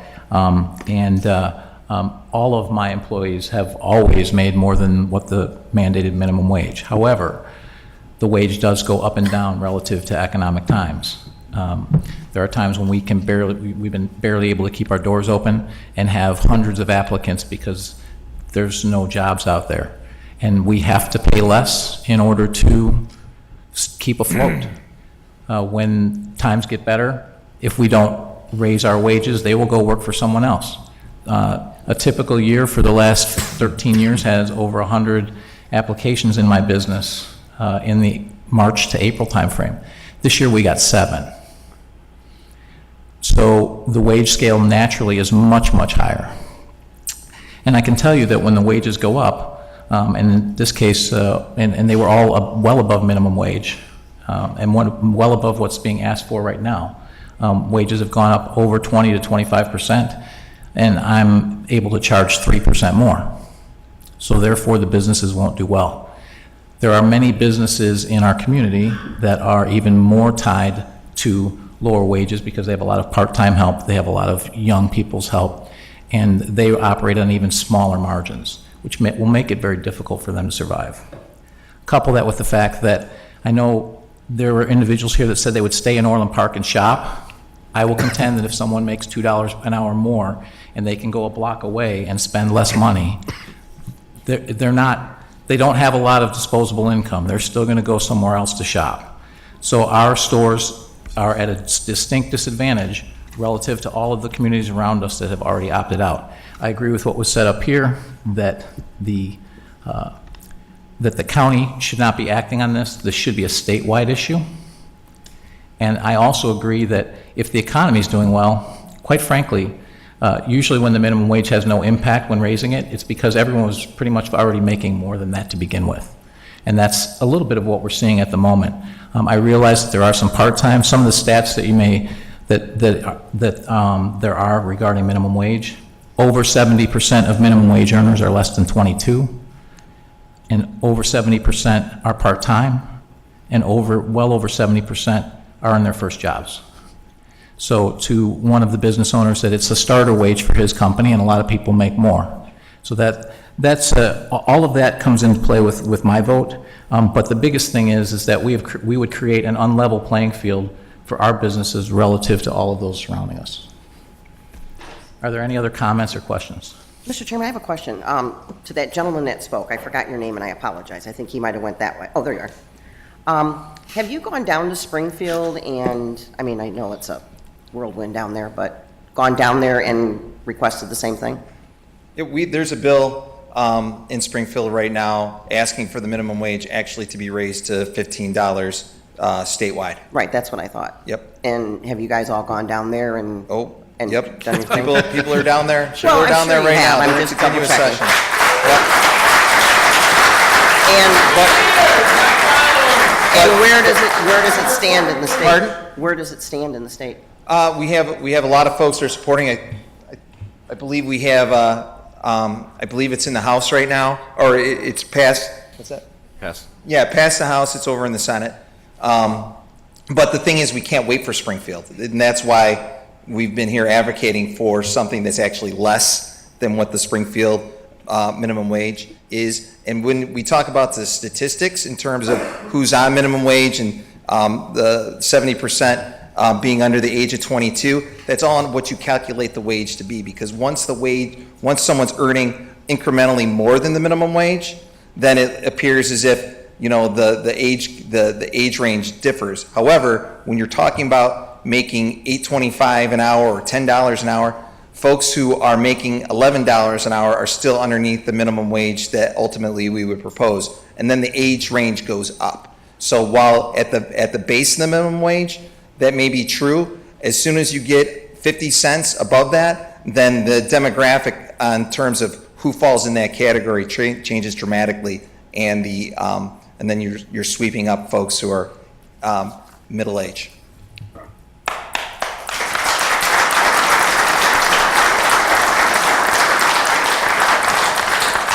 Are there any other comments?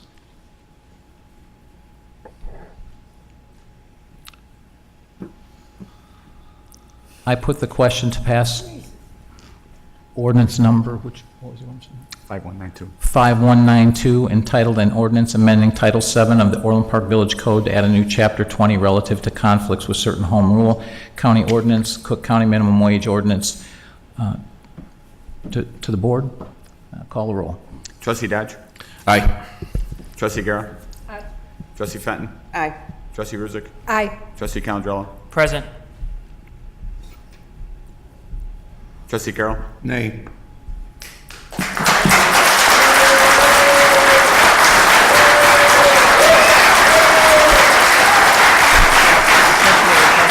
Mayor Pico? Aye. Amending Village Code relative to conflicts with certain home rule county ordinance, Cook County paid sick leave ordinance. Mr. Chairman, Trustee Dodge? move to pass ordinance number 5193. Is that correct, Jim? Entitled Ordinance Amending Title 7 Orland Park Village Code to add new Chapter 20 relative to conflicts with certain home rule county ordinances, Cook County paid sick leave ordinance. Second. The question to pass ordinance number, the motion to pass ordinance number 5193, entitled an ordinance amending Title 7 of the Orland Park Village Code to add a new Chapter 20 relative to conflicts with certain home rule county ordinances, Cook County paid sick leave ordinance, has been motioned and seconded. Mr. Chairman? Trustee Dodge? Just a comment, just like what I said on the previous one. Depending on how we write it, happy to support a resolution of the board sending it to Springfield. These issues need to be addressed as part of structural changes, and they need to be done statewide. Mr. Chairman. Trustee Carroll? Mr. Chairman, on this issue, the Orland voters were even more clear and more recent. In 2016, an advisory referendum was put on the ballot as to earn sick time, and the voters of Orland voted 74.3% in favor.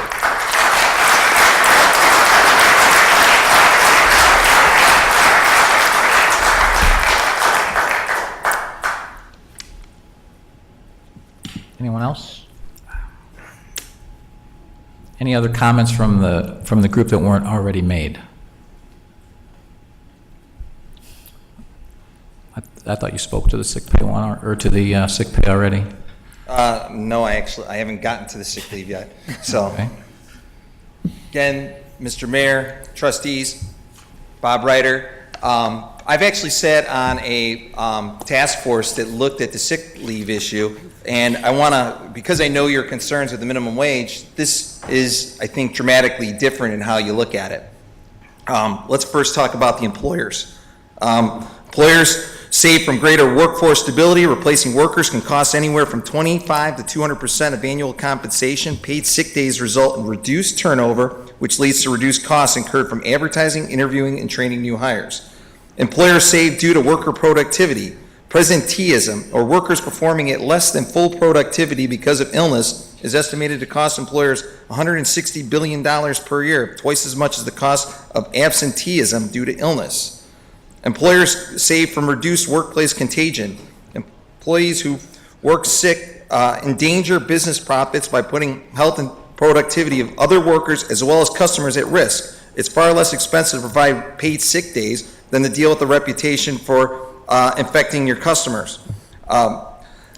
Lack of paid sick days drives up healthcare costs for businesses and the public. Workers without paid sick days are more than twice as likely as those with paid sick days to seek emergency room care because they can't take time off from normal work hours. Parents without paid sick days are 5 times more likely to seek emergency room care for their 2 children or other relatives. But the thing that I think is the most compelling when it comes to the economics on what it costs an employer, all the studies that I've looked at say that it costs less than 1% to payroll to add paid sick leave in for their employees. You know, when we looked at this issue, I sat in a room with the Illinois Restaurant Association when we were doing this in Chicago, all right? They're a big player there, and they have a big, contingency of folks out here. And at the end of the day, they backed away from the issue, right? Because ultimately, they know that this is a policy that's good for their employers. Now, they wouldn't say it out loud, but they would, their silence said a lot. We don't need people going to work sick. And then when you look at how this is accrued, people don't get 5 days of sick day just because they work for somebody, right? You have to be able to earn it. And you earn it along the way. It's up to 5 days of sick leave, right? This is a benefit that people don't even necessarily take. And there's abuse provisions within the ordinance, right? So this isn't just giving someone up to 5 days off a year just as vacation time. And now I've heard folks talk about, isn't that what people are going to do? No, that's not what happens. That's actually not what happens. People end up not taking all their sick time. And guess what? This isn't going to provide for them to have an endless rollover of sick time. So the first thing I want to throw out there is if you're thinking about this as vacation time that people are just going to take and be a burden on their employers, you're going to have to get it out of your head because it's not reality, right?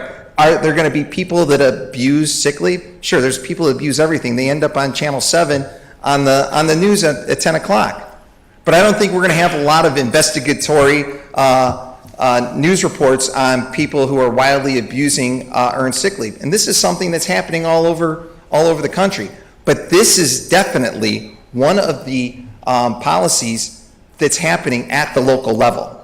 This isn't an anomaly.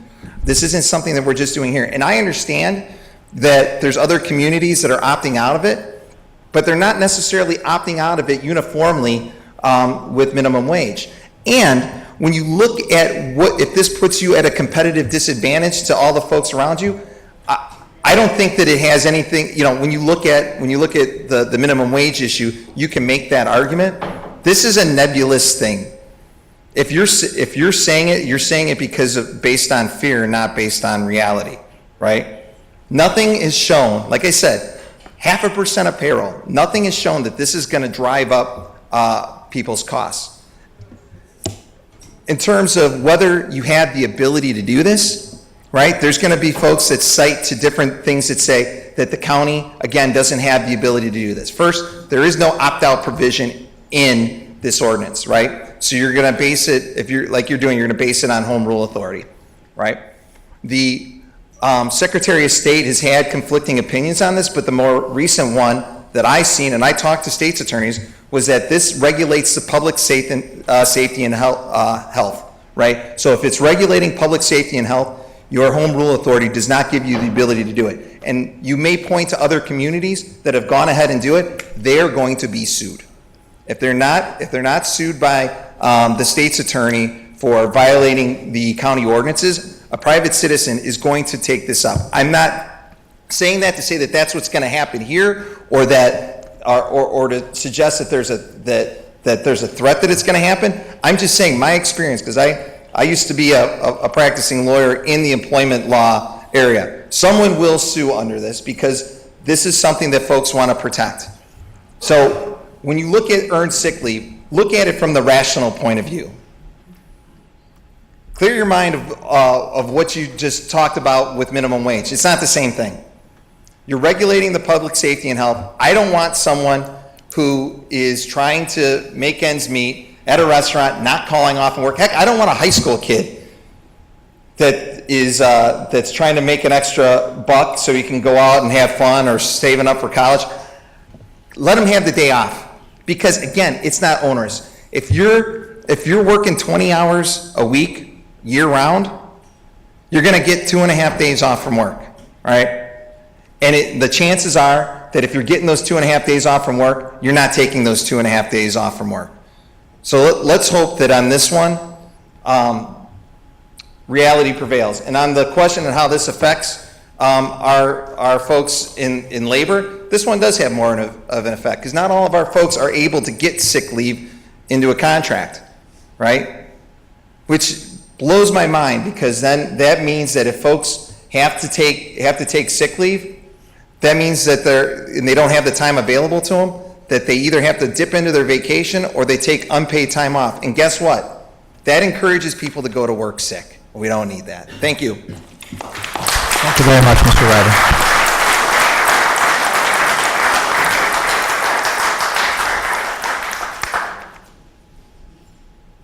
Could you state your name? Yes, my name is Susan Dalton.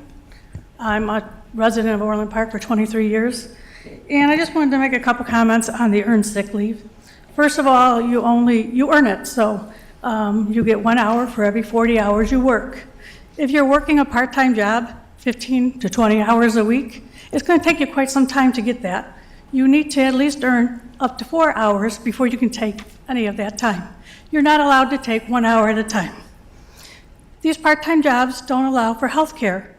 That's why most of the people are on part-time jobs, because these employers don't want to provide health care. Can we not just at least let these people have a half a day or a day off to see a doctor?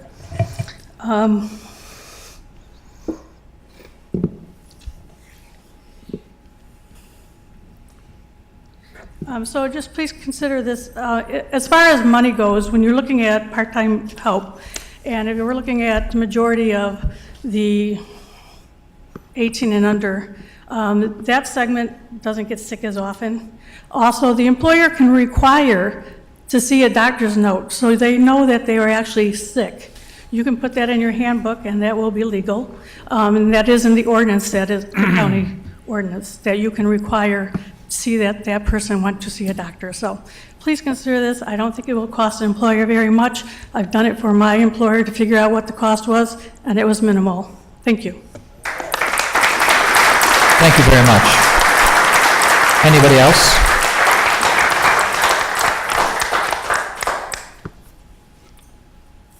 Are there any other comments or questions?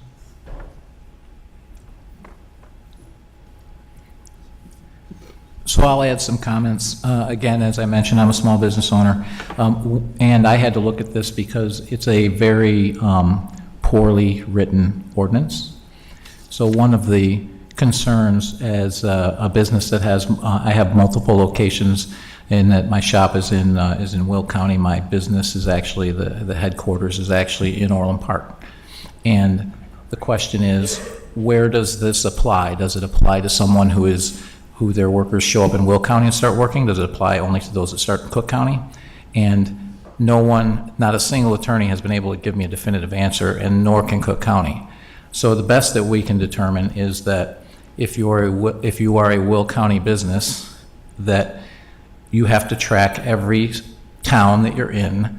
When your wheels are in that town, if you transit like I do, you have to know exactly how many minutes you're in each town to track the mandatory sick pay.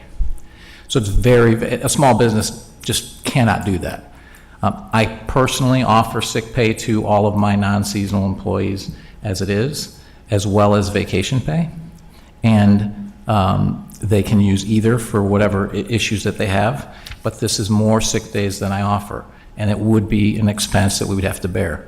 To give you some perspective, you said this has a minimal cost. Well, it's 1.93% of their pay is what would cost.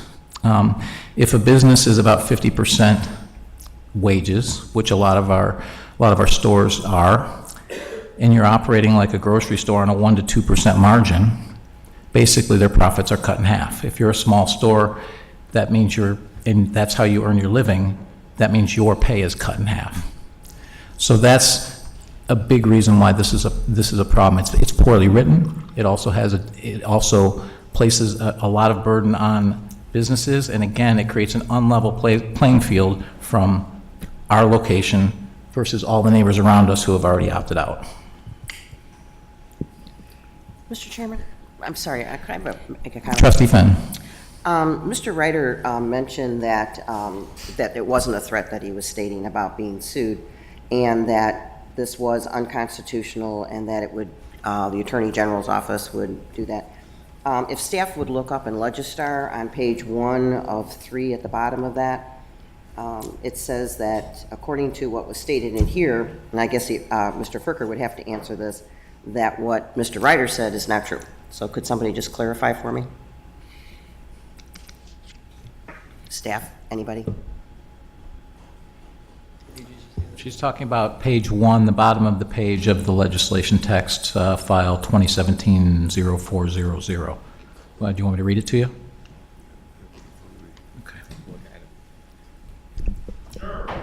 The Village of Orland Park is a home rule unit of local government, and the Illinois Constitution provides that a home rule county ordinance conflicts with the ordinance of the municipality. The municipality ordinance shall prevail within this jurisdiction. Subsequently, the Village of Orland Park Code Title VII, Business and Licenses, would be amended by adding a new Chapter 20 entitled Conflicts with Certain Home Rule County Ordinances. I'm going to defer to Mr. Fricker.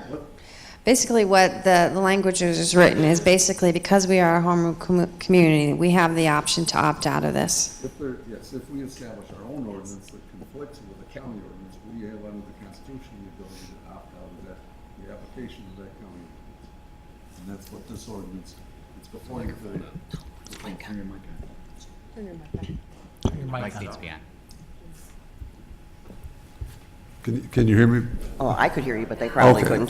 The Constitution allows for home rule communities to, where there's a conflict between the home rule community's ordinance and the county's ordinance, the village has the option, the home rule community village has the option of opting out. And that's what this ordinance is before you tonight offers the opportunity to do.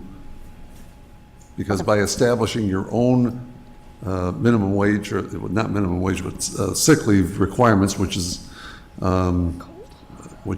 we're following what state law is. We are opting out of the application of the county ordinance. Okay, so the statement about us being sued is an opinion? I don't see a legitimate cause of action against the village for opting out of the county ordinance, if that's what passes tonight. Thank you. Mr. Chairman. Is there anyone else who wants to speak? Mr. Chairman. Trustee Carroll? I think what Mr. Ryder was referring to is there was one opinion, as Trustee Fenton just said, that an opinion is just that, but there's one legal opinion out there that says because this particular county ordinance impacts health, welfare, and safety, an argument can be made that the home rule power would not trump that, and that we could not opt out because of it affecting health, safety, and welfare. That was the one opinion that he had cited. Well, in my opinion, the ordinance, if it passes this evening, is not subject to legal attack, at least a legitimate legal attack on that basis. Anyone else? Just, Mayor Peacock. Trustee Dodge. Just go back to some of the comments I made earlier, that if we recast this discussion to how do you do appropriate total compensation for workers, it's a different discussion. My issue with the entirety of this debate is it's not about us in this room. It's about what are we doing as a state so that you don't disadvantage a town like Orland while we're having a broader discussion about fixing structural problems that have created this very pressure between all of us. So I'm going to vote yes to opt out, as I said earlier, and Trustee Calandrello alluded to it, and we'll bring forth the resolution to say the Village of Orland Park Board, perhaps we'll work through the language, would love to see these big picture issues addressed appropriately, which is the state legislature, and let's hope that we get the governor to agree so it actually goes into force as opposed to bouncing around in Springfield like a lot of good ideas tend to do. So that's where my head is at, and I just want to be very, very clear about why I'm voting yes on these two things. It's a bigger structural issue than just Cook County dictating what we do. Anybody else? I've got one comment. Could you please state your name? Sure, Jeff Spiro. I know the trustee had spoke earlier about taking the stance of non-smoking. That was a big attraction for me to come to this town when I was going to go out to eat, go into business. The napkin that I was going to use didn't smell like cigarettes. And that's a huge thing. And that took leadership and a lot of guts. And then a lot of people followed along, thought that's a great idea. And then it became a state policy. Mr. Mayor, if I could respond, we were very proud of it. But our businesses came to us and said, but at whose cost? And they felt it was their cost. And in fact, it brought me here. It brought me to shop, and it brought me to a restaurant here. I enjoyed it myself, and I went other places, and I remember going to Centennial Bowl in Tinley Park, and I couldn't believe the stink. And that's what the difference was. Our bowling alley smelled so clean. But I'm not saying it shouldn't happen. I'm only saying, how does it happen? And again, to encourage the state to do it, yes. I just don't want to put our businesses at a disadvantage competitively. And I beg to differ. Trustee Dodge, I'd like to change your mind on this. Thinking as someone that's going to come and eat in a restaurant, shop in a store where maybe if somebody is sick, there won't be influenza on their napkins, right? There won't be influenza on the money that they're going to touch. Not sure this ordinance gets rid of those systemic risks, but maybe we can go have a beer somewhere and hopefully we'll ask the staff not to poison us. So I I'm happy to join you for a beer. Until there's some leadership is addressing the health care, locally and giving someone a chance to take a day off if they're sick, if their child's sick, and spreading it around to somebody else, I think there'd be huge leadership here in Orland Park. And I can't imagine it costing that much money where public safety and the health of everybody is going to cost that much more. Besides the loss of productivity, having somebody come to work out on a job site who doesn't have the proper facilities. That's it. Thanks. Thank you very much for your comments.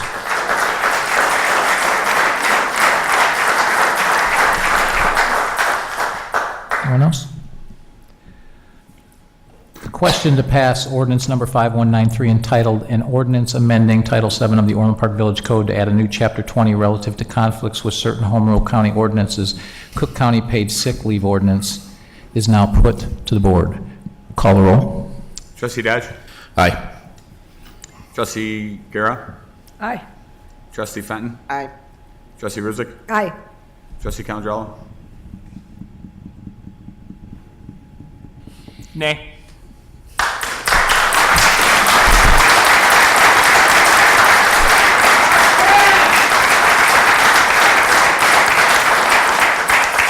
Trustee Carroll? Nay.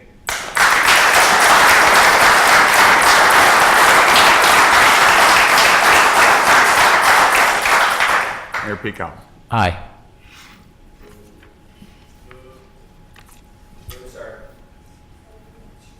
Oak Lawn Regional Water System? Mr. Mayor, may I make a suggestion that we do like a 5-minute break to kind of reset? We've been in session for 2 hours. Second. So the motion to take a recess for 5 minutes and return here at 9:02. Roll. Call the roll. All in favor? All in favor? Aye. Thanks. Thanks for covering my butt.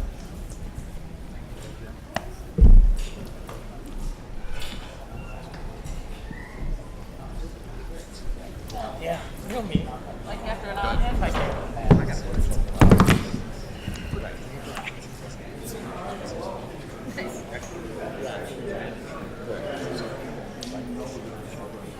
Oh, we are. I take breaks. I am, but we have to. Yeah, and that's right, exactly. Obviously, hey, how are you? By the way, you're pushing through, and that's great. Springfield's really good. Springfield can't ignore the world as they've been flattering to.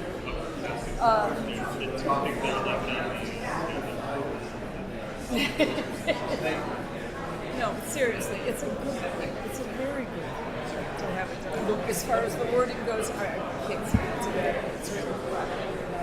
We'll be happy to put a resolution together and send it. Yeah, we'll go with you down.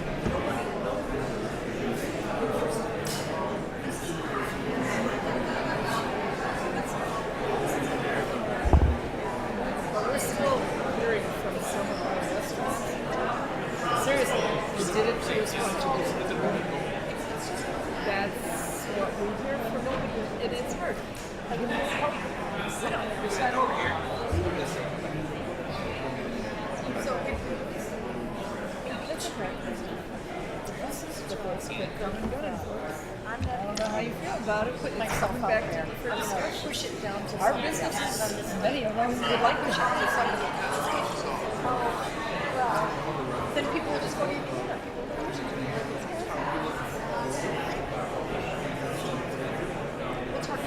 You like when someone sees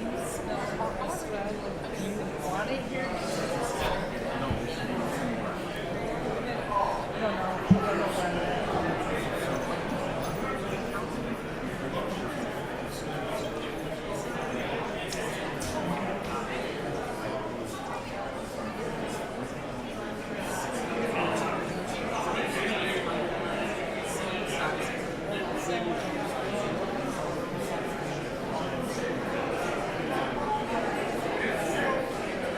Honestly, my 11-year-old grandson keeps them real well.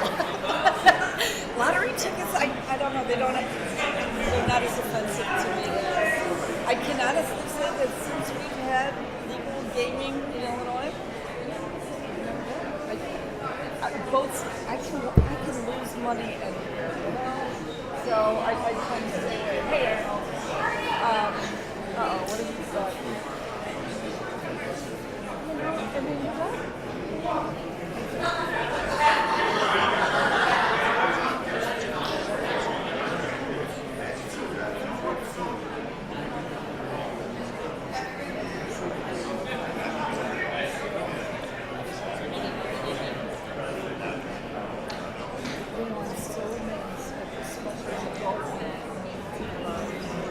Well, in Illinois, period.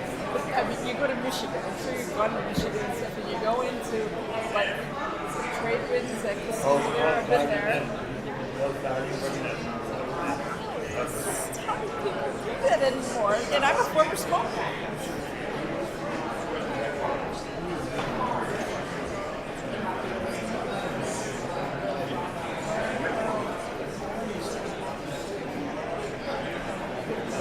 Say, you know what? Feel free to contact me if there's something we can do, and like I say, get this resolution. Anything you think we can do.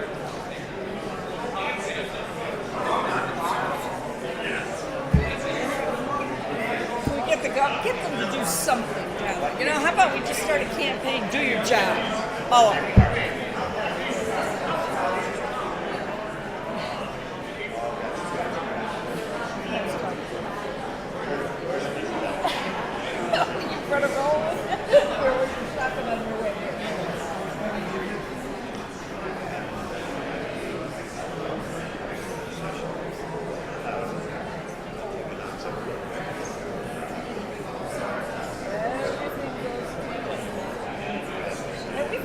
Around here tonight.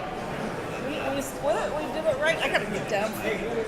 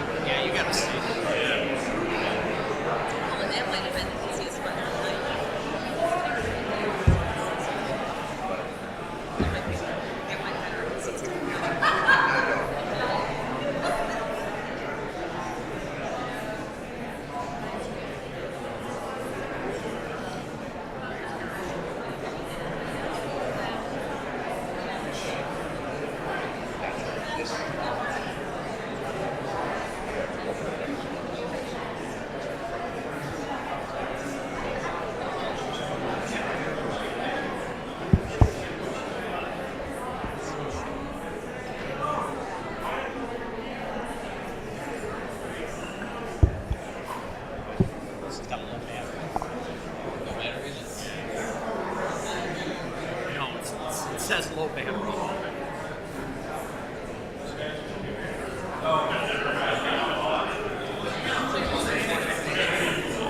That one right.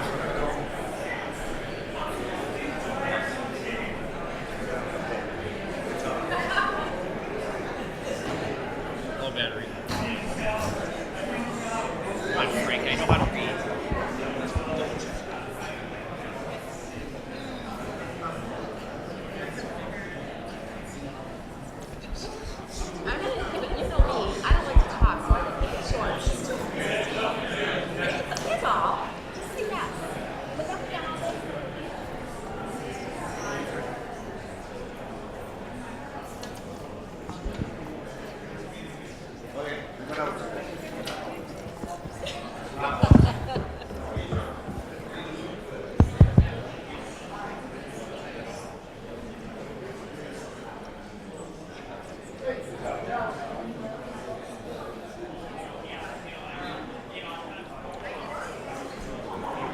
All right, 5 minutes have passed and there's nobody up there. Turn it in. I took it off mute. Oh. Thanks. Chew into it. Right, thank you.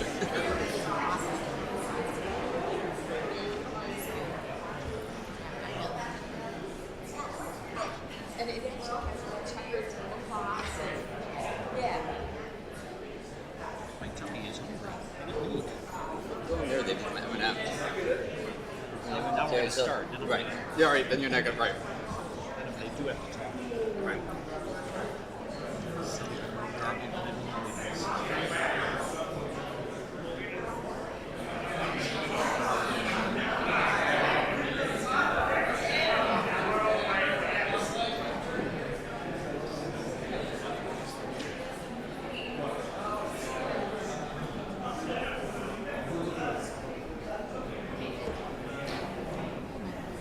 Yep.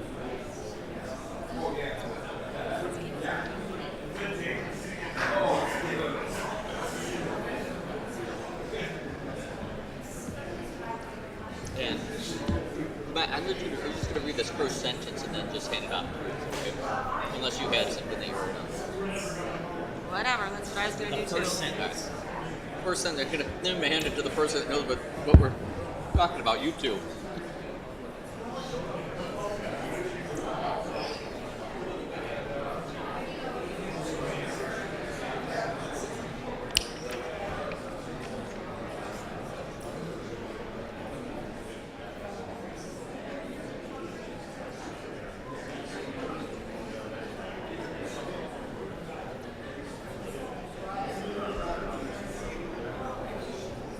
Got one up there. All right, we got 2. 3.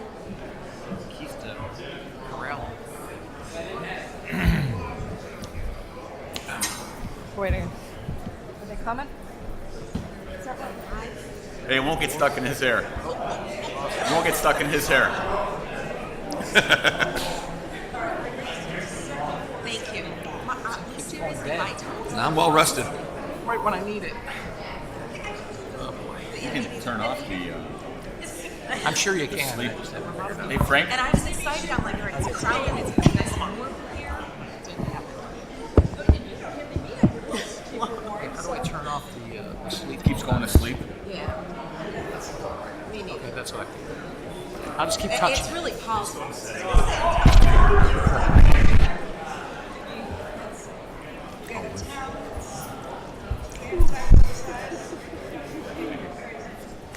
Yep. I don't think we get it. And I respect it. Yeah. It's going to be really bad. Give everyone a chance. No, thanks. See how loud the mics are?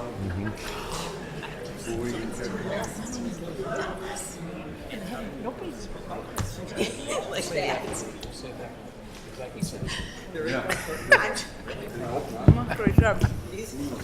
Trustee Dodge. Does yours work? Would you like to join us? Absent. You can't see.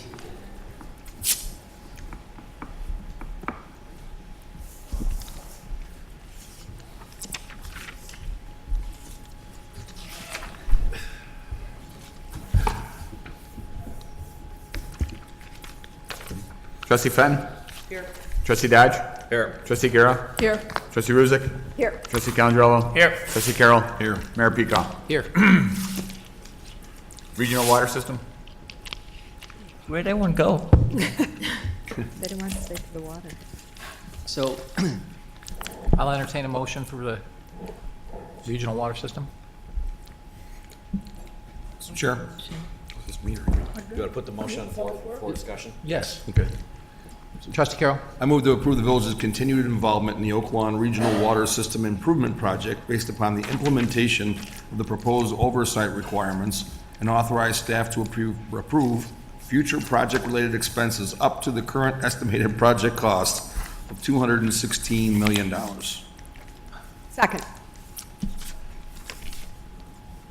The motion to approve the village's continued involvement in Oak Lawn Regional Water System Improvement Project based on the implementation of the proposed oversight requirement and authorize staff to approve future project-related expenses up to the current estimated project cost of $216 million has been moved and seconded. Would the staff like to provide their comments? So on April 19th, an update on the status of the overall cost of the project was provided to the mayors and managers of the various customer communities that are parties to this regional water system sale, purchase, and service agreement. I'm going to hand this over to Director Mampy, who's going to give a summary of what the presentation was. Okay, I will try to keep this as brief as possible, but there is a little detail that we need to get out here. So, as the board knows, in 2011, our agreement with Oak Lawn to deliver water to the Village of Orland Park expired. We extended that agreement to 2013, and between 2011 and 2014, we actually worked on a new agreement that was signed in July of 14. Included in that agreement was significant improvements that were to be made to the system. So I'm just going to walk through kind of a system update, where we started when we signed the agreement to where we are today. So I think I have the clicker. So this is, and John is going to jump in and out of this presentation because, oh, I just went too far, because he knows, darn it, you got me? Oh, one more. All right, what do I do? I don't know why this won't go back. Previous.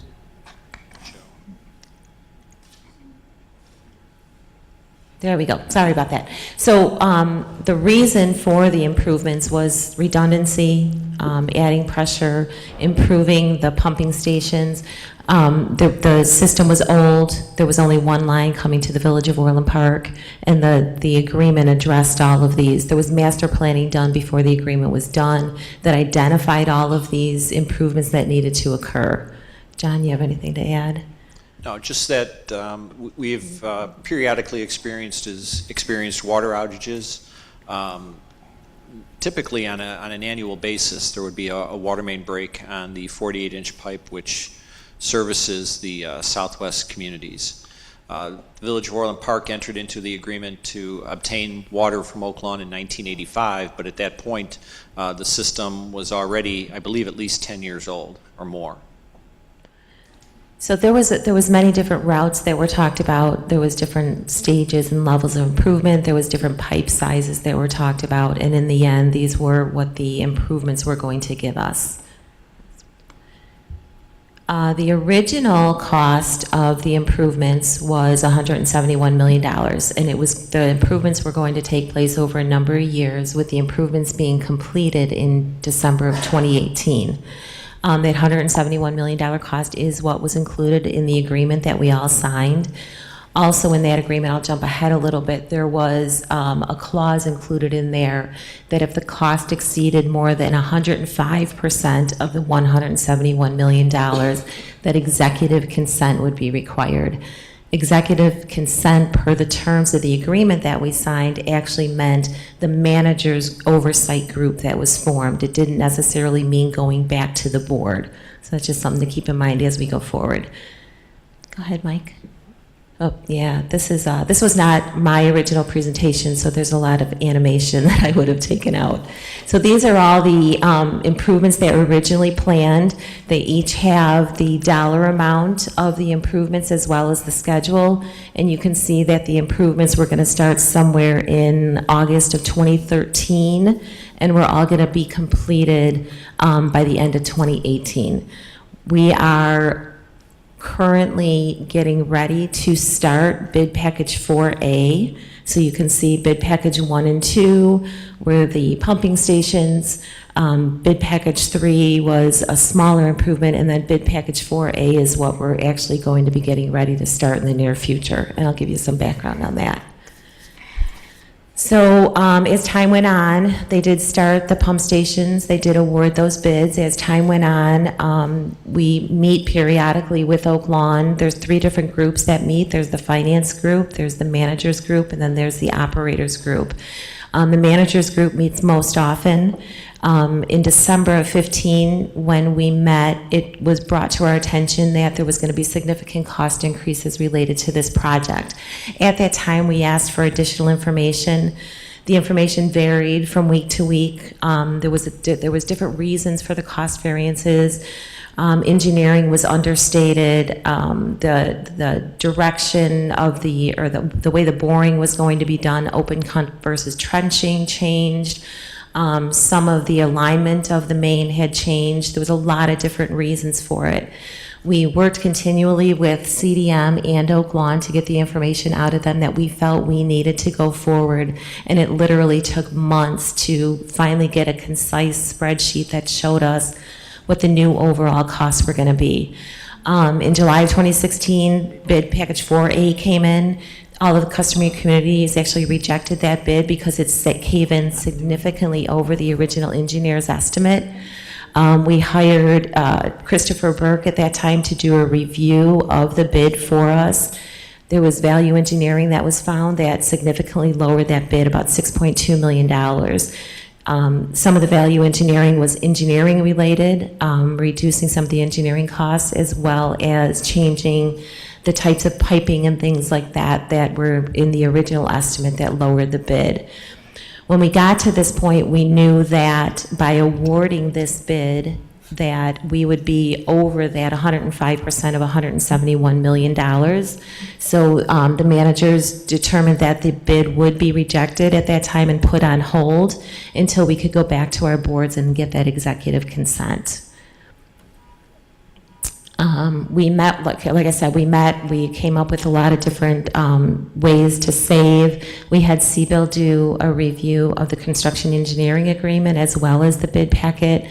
They identified about $500,000 in construction engineering savings just for the bid packet 4A.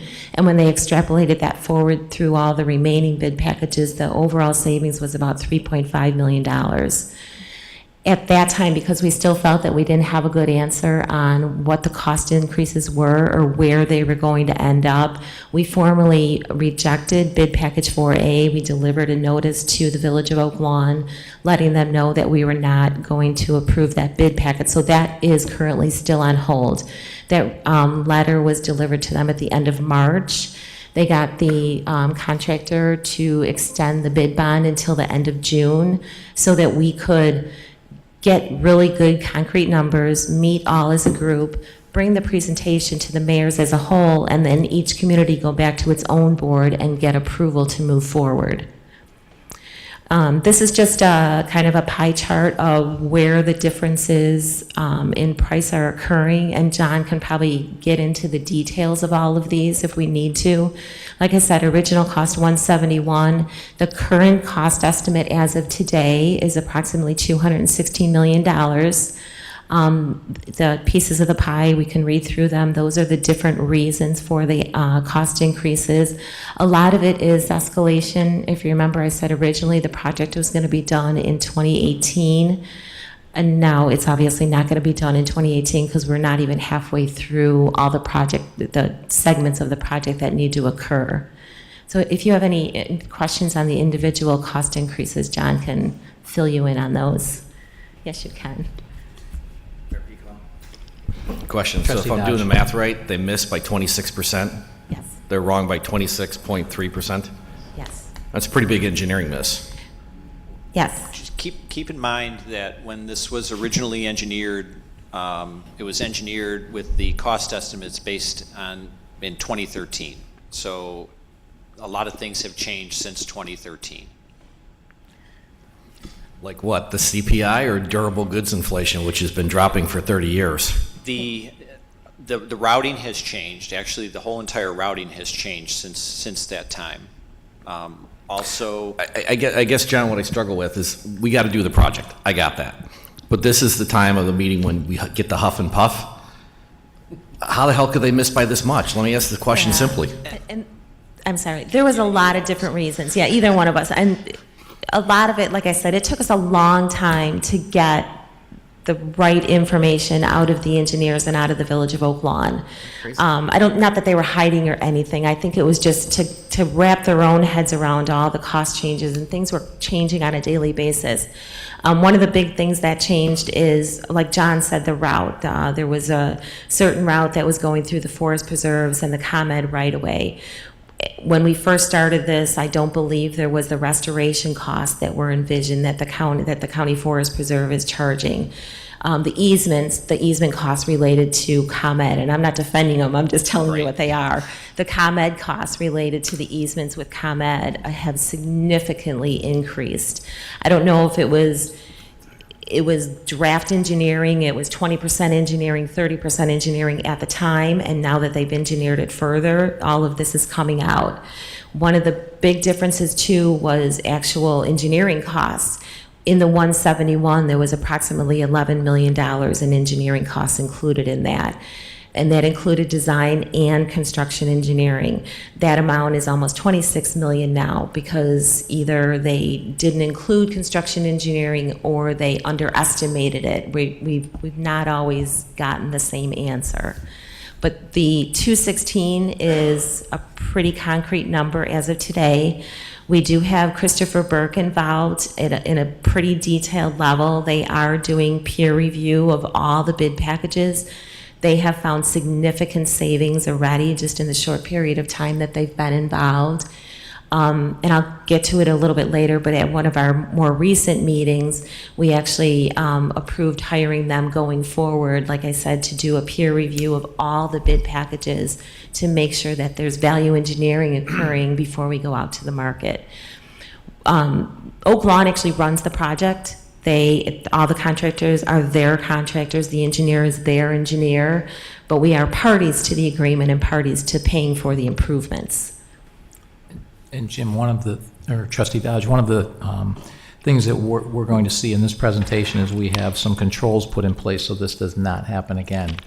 I was brought into the process actually during the transition in learning about this, and I've been working with staff to come up with something that all of the five of our communities are involved in this that control about 85% of the project have agreed to put these controls in place so this does not happen again.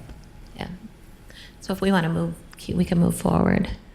So this, once again, it's going to be the same picture with the same pop-ups on it, but now the construction costs are $216 million and the estimated completion date is 2023. So if you go back to that pie chart, the escalation piece of the pie was the largest piece, and that's because the schedule changed by almost 5 years. You can see the individual bid packages haven't changed, but the dollar amount and the scheduling of them has. So now you see we started in 2013 doing the Harker complex, and instead of ending in 2018, we're going to end somewhere in 2023.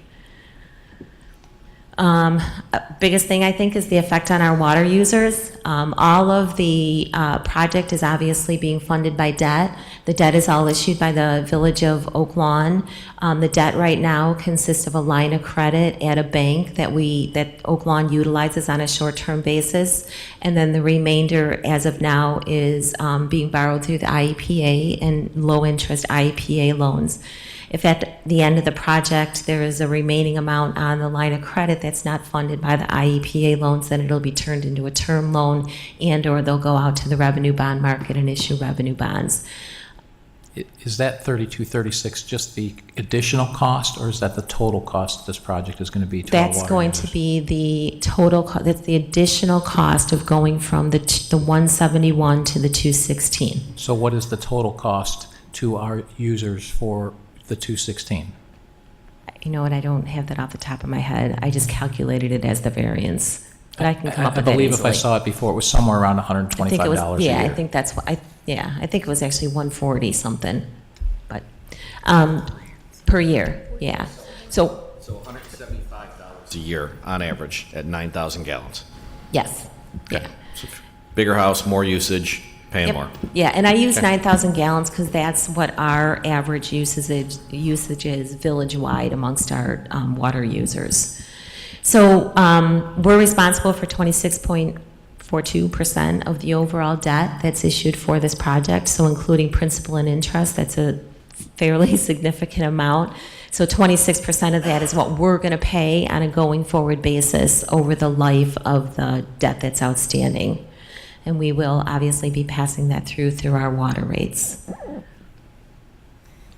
So Mayor Picow had alluded to this. The managers had all gotten together early on and talked about what we would want to see going forward and that we would present to our boards. Like I said, the agreement calls for executive consent for anything $171 million plus 5%. To the managers, there was no way that we were ever going to give that approval. We wanted to go back to our boards, introduce all of this to our boards and get their consent to move forward. So some of the things that we talked about, and we actually met with the Village of Oak Lawn on June 1st, and we introduced all of this to them and have told them that this will be in writing, and this is something that all parties will have to sign off on and that they'll have to adhere to before we'll all go forward. So we can kind of read through them. Future approval process in the past, we have not, bid package 1, 2, and 3, the individual municipalities did not approve those bid packages. The Village of Oak Lawn did it on their own because once again, it's their project, it's their contractors. So going forward, we're going to approve all bid packages and all construction management contracts before they're approved by the Village of Oak Lawn Board. Any construction any construction change orders greater than $20,000, we're going to approve.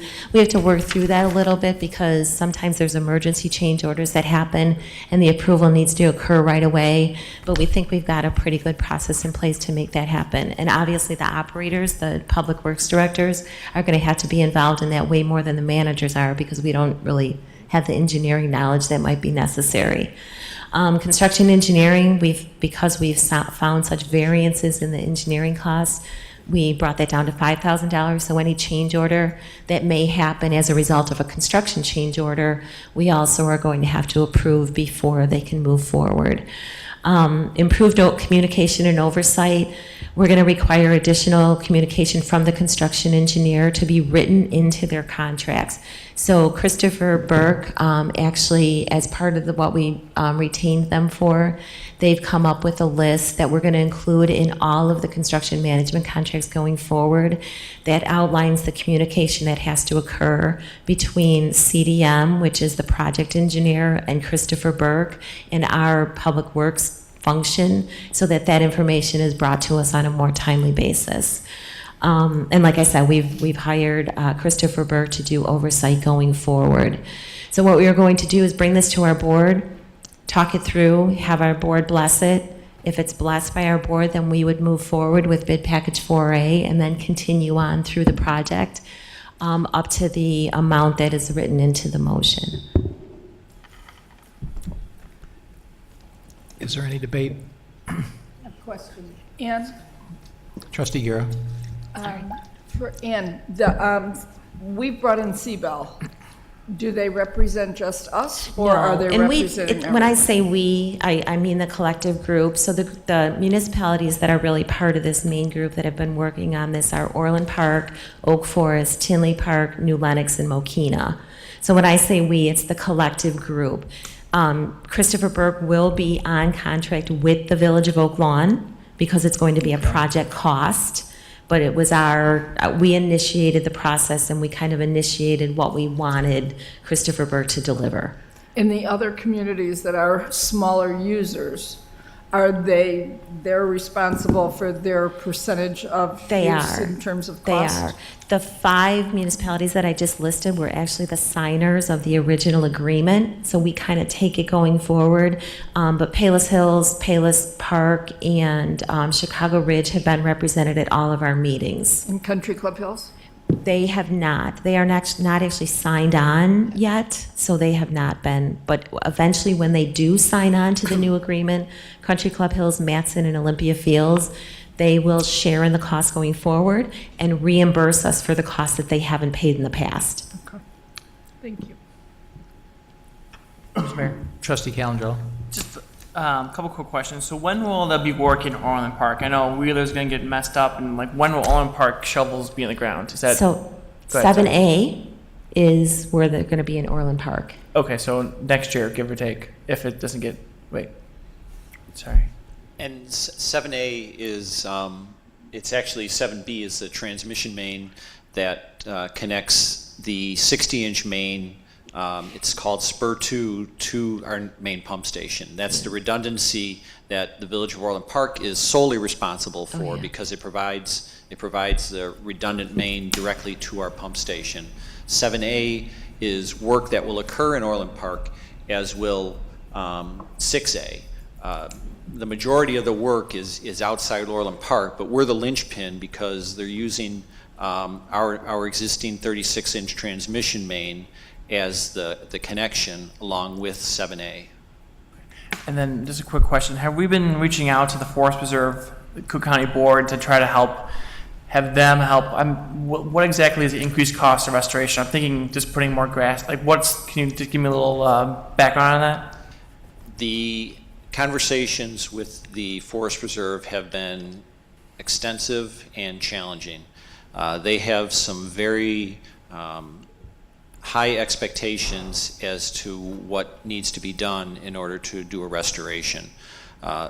As part of the project, we'll have to do tree restorations.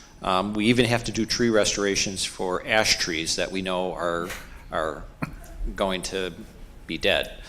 But that is their requirement. We also have to replace a number of paths, and we also have to add paths in areas that aren't even impacted by the project as a compensation to them for allowing the water main to go through their forest reserve. They are. Do they want us to build some more roads for them too? While we're at it?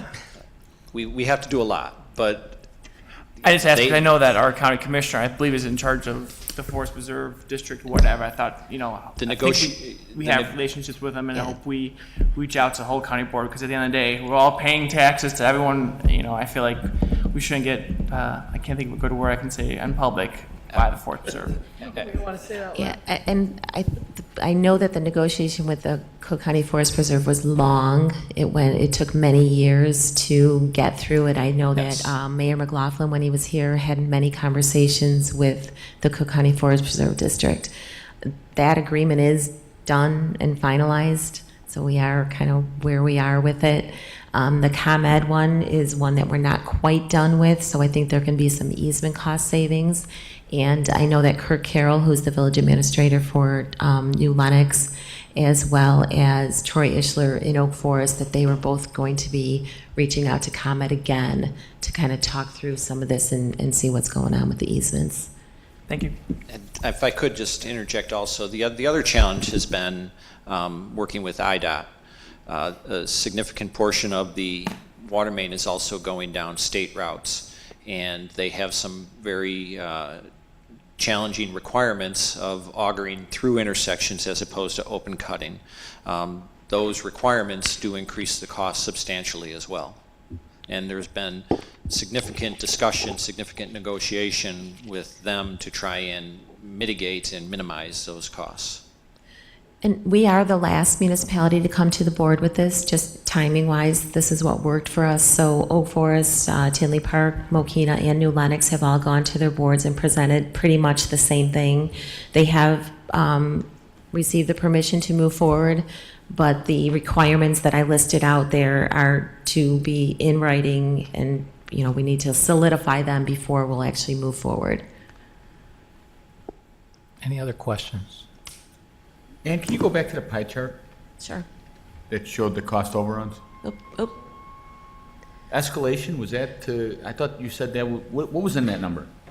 That's the timing. That's because the schedule, we were supposed to be done in 2018, and now we're going to be done in 2023. So that's escalation in cost, that's more engineering time, that's more project oversight. That's all in that number, which is really, obviously, pretty much the biggest piece besides the scope. So I have a couple of comments because I sat in on some of these meetings. And, clearly, we have no redundancy in our water system. And while the pipes that have broken, we've been able to fix in a day or so, some of the local communities don't have as big of a reservoir as ours, and they've actually been right on the edge of not having water. And we're not talking about boiling water, we're talking about not having it. So it's as expensive as the project is. Other alternatives were looked at, they were much more expensive. And this provides redundancy. If, God forbid, a pipe were to break underneath the Cal Sag, we would run out of water. So the sooner we can get this done, the better. So while it's expensive, it's one of those things we just have to bite the bullet and do. I would like to go back to your comments, or the controls that you have put in there, that slide. So when I look at the amendment, or when I look at the motion, what I would like, or what I would entertain, is an amendment to add the future approval process, those two bullets, to our motion.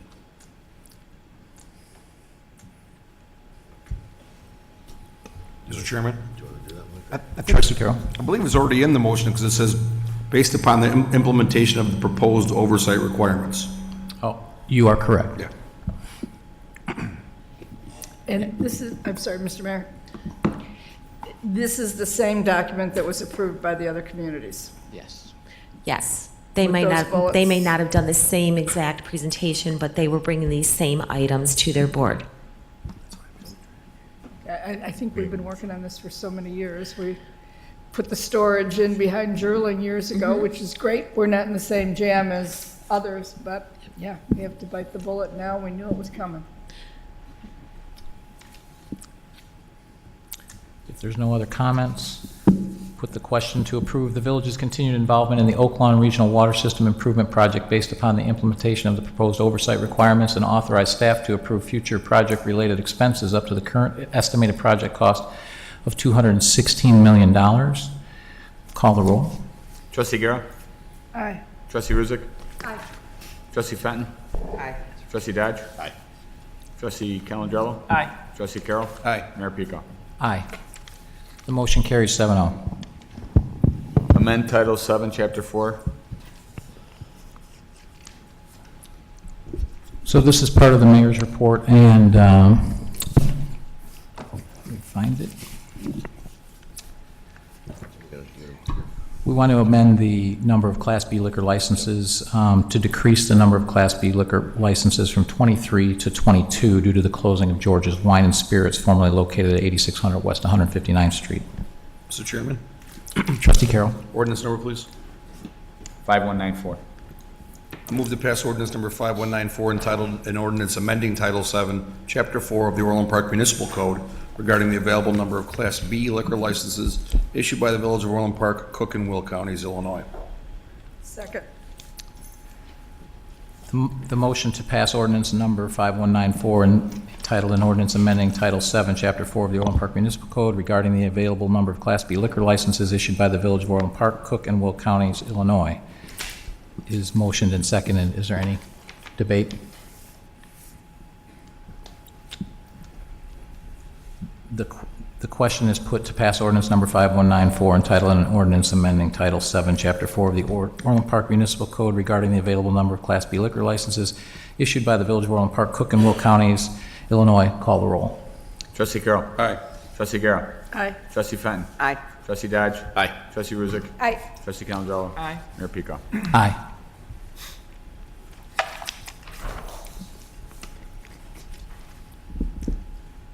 Are there any board comments?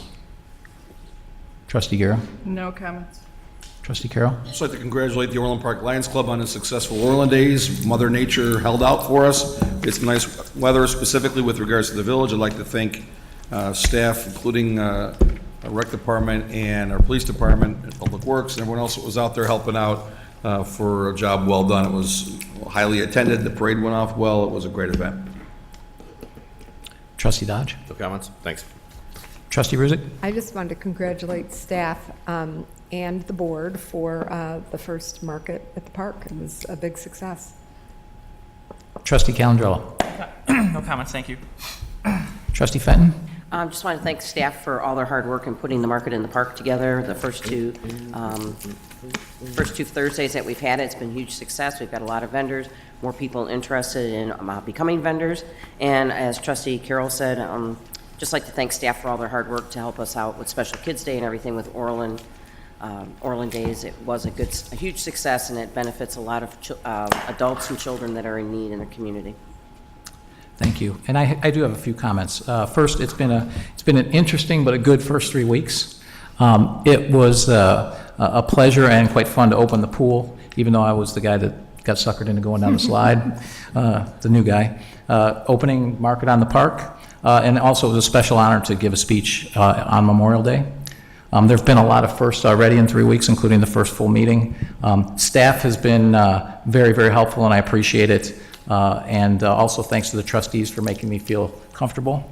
And a special thanks to Lynn McQuarrie, who has retired, but was phenomenal in helping me transition into the mayor's office and unbelievably professional.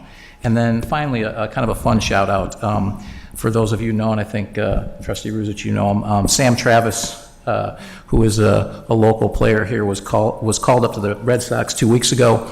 I know him because I happened to coach him when he was 8 years old in both baseball and basketball. I'm not claiming any of this success because I coached against him for about the next 7 or 8 years as well. He was a pleasure to coach and a great kid, and I'm really proud of him personally, and I'm sure the town is as well.